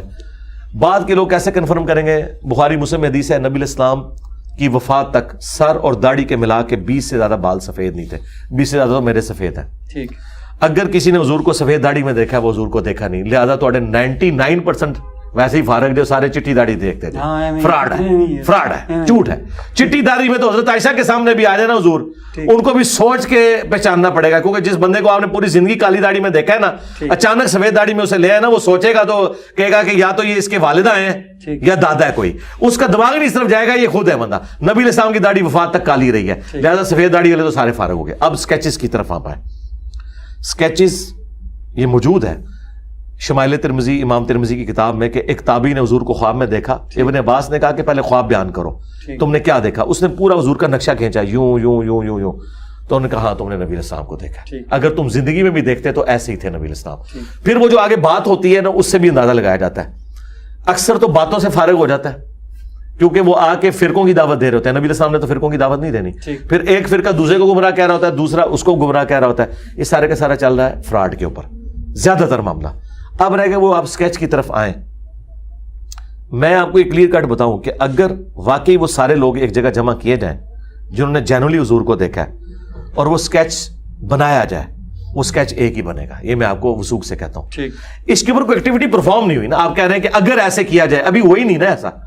اچھا, وہ اسکیچ اگر آپ کہیں نا کیسے بنے گا, وہ اسکیچ ویسے ہی بنے گا جیسا کتابوں میں لکھا ہوا ہے. کتاب میں ایک ایک تفصیل ہے, آپ کی آنکھ یوں تھی, ابرو یوں تھے, یہاں یوں تھا, بال اتنے تھے, چہرہ اتنا گول تھا, داڑھی یہاں تک تھی. آپ کسی ماہر اسکیچ والے سے یا آرٹیفیشل انٹیلیجنس کے ذریعے جو احادیث میں حضور کے آئے ہیں معاملات, میں آپ کو وثوق سے کہتا ہوں آپ آلموسٹ 80% اسکیچ بنانے میں کامیاب ہو جائیں گے. اتنی تفصیل سے صحابہ نے اسے نقل کی ہے. 90%, 80% میں کہہ رہا ہوں, 100% نہیں, ظاہر یہ پاسبل نہیں. لیکن ہم اس کی اجازت اس لیے نہیں دیں گے کہ ظاہر ہے کہ وہ اس سے بے حرمتی والا اور باقی معاملات بھی نکلیں گے. علی بھائی اب تھوڑا سا پولیٹکس کے حوالے سے آ جائیں, یعنی کہ کسی پرسنالٹی کو ہم ڈسکس نہیں, آپ ڈسکس بھی کریں لیکن نظریات کو, نظریہ سمپل چھوٹا سا سوال, پاکستان آج اس نہج پہ پہنچ چکا ہے, ذمہ دار کون؟ ذمہ دار سب سے زیادہ اسٹیبلشمنٹ ہے جی, ٹھیک. دوسرے نمبر پہ جوڈیشری ہے, ٹھیک. تیسرے نمبر پہ سیاستدان ہے, ٹھیک. اور عوام تو شاہی کوئی نہیں بچا. اگر معاملہ سسٹم سیدھا کرنا بھی ہو تو پہلے کس ادارے کو سیدھا ہونا پڑے گا؟ سب سے پہلے اسٹیبلشمنٹ کو توبہ کرنی ہوگی, ٹھیک, کہ پولیٹکس میں لچ نہ تلے. ٹھیک. اتنی مشکل سے وہ توبہ کے قریب پہنچے تھے, 99 پہ ہمیں سانپ کاٹ گیا, عمران خان صاحب کا 9 مئی ہو گیا. ٹھیک. اس کے بعد دوبارہ سے دیکھیں, اب وہ لوگ جو اینٹی اسٹیبلشمنٹ بیانیاں لے کے چل رہے تھے وہ ان کے حق میں بینرز اٹھا رہے ہیں, اور انہیں دوبارہ آنے کا موقع مل گیا. اس میں کلپریٹ سمجھتا ہوں کہ خان صاحب سے مس ہینڈلنگ ہوئی ہے. بالکل 99 پہ انہیں سانپ کاٹ گیا تھا, سیدھی سی بات ہے. اب وہ جسٹیفائی ہو گئے کودنے میں, وہ کہتے ہیں دیکھیں ہم باہر رہ کے دیکھا انہوں نے کیا کیا ہے, ٹھیک, واقعی وہ ہمیں نظر بھی آ رہا ہے کہ کیا ہوا ہے. ٹھیک, ٹھیک ہے. ہاں آپ اس میں یہ تو جزیات میں تو بات کر سکتے ہیں کہ یار اتنا ہوا تھا, اس سے آگے فلاں نے کر دیا, لیکن انیشیٹو تو ہوا نا, اور معاملات آگے تک گئے نا, پھر کالز بھی لیک ہوئی نا, اور چیزیں تو سامنے آئی نا, تو اس سے ان کو ایک موقع مل گیا. اب دوبارہ سے وہ, حالانکہ میں آپ کو پرسنلی بتاؤں, یہ جو اس وقت آرمی چیف ہے نا عاصم منیر صاحب, ان کو رتی برابر بھی کو پولیٹکس کے ساتھ اس والے سے دلچسپی نہیں تھی. انہوں نے ریٹائرڈ فوجیوں کے ساتھ جو پروگرام کیے ہیں نا, جو چند لوگوں تک باتیں جن کی پہنچتی ہیں جو ڈکلیئر نہیں ہوتے, اس میں انہوں نے باقاعدہ اپنے ریٹائرڈ فوجیوں کو ڈانٹا ہے. جب ان کو تانا دیا گیا نا, جی خان اتنی تقریریں کر رہا ہے تو آپ کیوں نہیں آگے لچ تلتے بیچ میں, انہوں نے کہا تمہارے بڑے یہ جو کام کرتے ہیں نا, ہمارے بڑے, انہی کے ہم یہ رزلٹ بھگت رہے ہیں, ہم نے پالیٹکس میں نہیں آنا. یہ 9 مئی نہ ہوتی, اس لیول کے اوپر یہ بگاڑ نہیں آنا تھا. اب ان کو موقع مل گیا, اب تو وہ کھل کے کھیل رہے ہیں بھائی. ہاں سیدھی سی بات ہے. اور بلکہ میں بھی اب ان کے ساتھ پارٹلی ساتھ ہی ہوں کہ یار ظلم ہوا ہے, یہ فوج کے ساتھ یہ کچھ تو نہیں کرنا چاہیے تھا یار.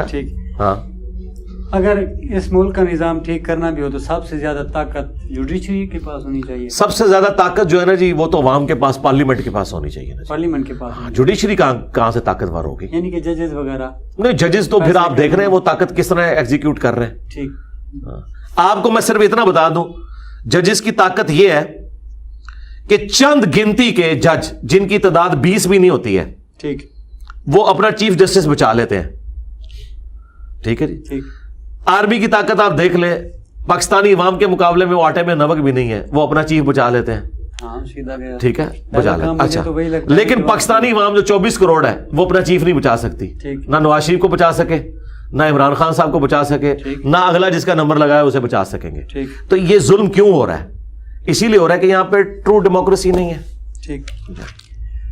ایک اور معاملہ ہر وقت اٹھایا جاتا ہے جسے پتہ نہیں ضرورت ہے بھی کہ نہیں ہے, ہر وقت لگا ہے کشمیر, فلسطین, کوئی اسرائیل. اب تو کوئی نہیں اٹھاتا یار. کیوبا نہیں اٹھاتے, کیوں تھے, نہیں چاہیے بھائی, پہلے ہمارے اپنے ملک کے حالات تو سیدھے کریں نا. ویسے کہا جی میرا بھی یہ موقف ہے, میرا خیال ہے کہ کشمیر جہاد جو پاکستان نے کیا, جس طریقے سے ہوا وہ قرآن و سنت کے خلاف تھا. میرا مودودی صاحب کے ساتھ موقف کیا نہ کرنا اور بات ہے. میں کہتا ہوں بات اٹھاتے کیوں ہیں جب آپ کے اپنے ملک کی بات تو ہم نے اٹھانی ہے.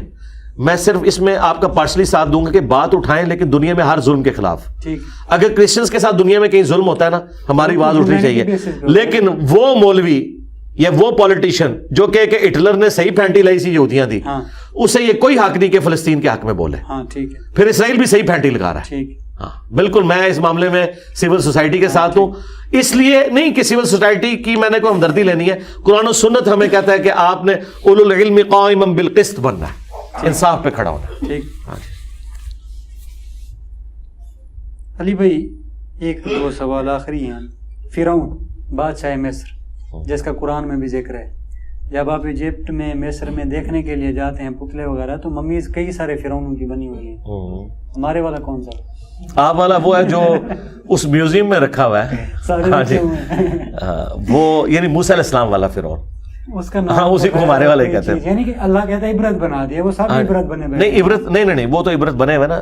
یہ جو ہے نا اس کی ممی آپ کو یوٹیوب پہ ملے گی بھی, وہ میوزیم میں بھی رکھی ہوئی ہے باقاعدہ. اس کے اوپر مورس بوکائل نے پوری ورکنگ کی ہوئی ہے, وہ اسٹیبلش ہو چکی ہے کہ یہ وہی والی فرعون کی ممی ہے جو آپ کو اس وقت نظر آتی ہے. جو احرام مصر میں رکھی ہوئی ہے وہ آپ والے فرعون نہیں ہے, میرے والے بھی نہیں ہے. فرعون ایک ٹائٹل تھا, مصر کے بادشاہ کا ٹائٹل فرعون ہوتا تھا، جس طرح آپ کے بادشاہ کا ٹائٹل پی ایم ہوتا ہے نا، وہ فرعون ہوتا تھا.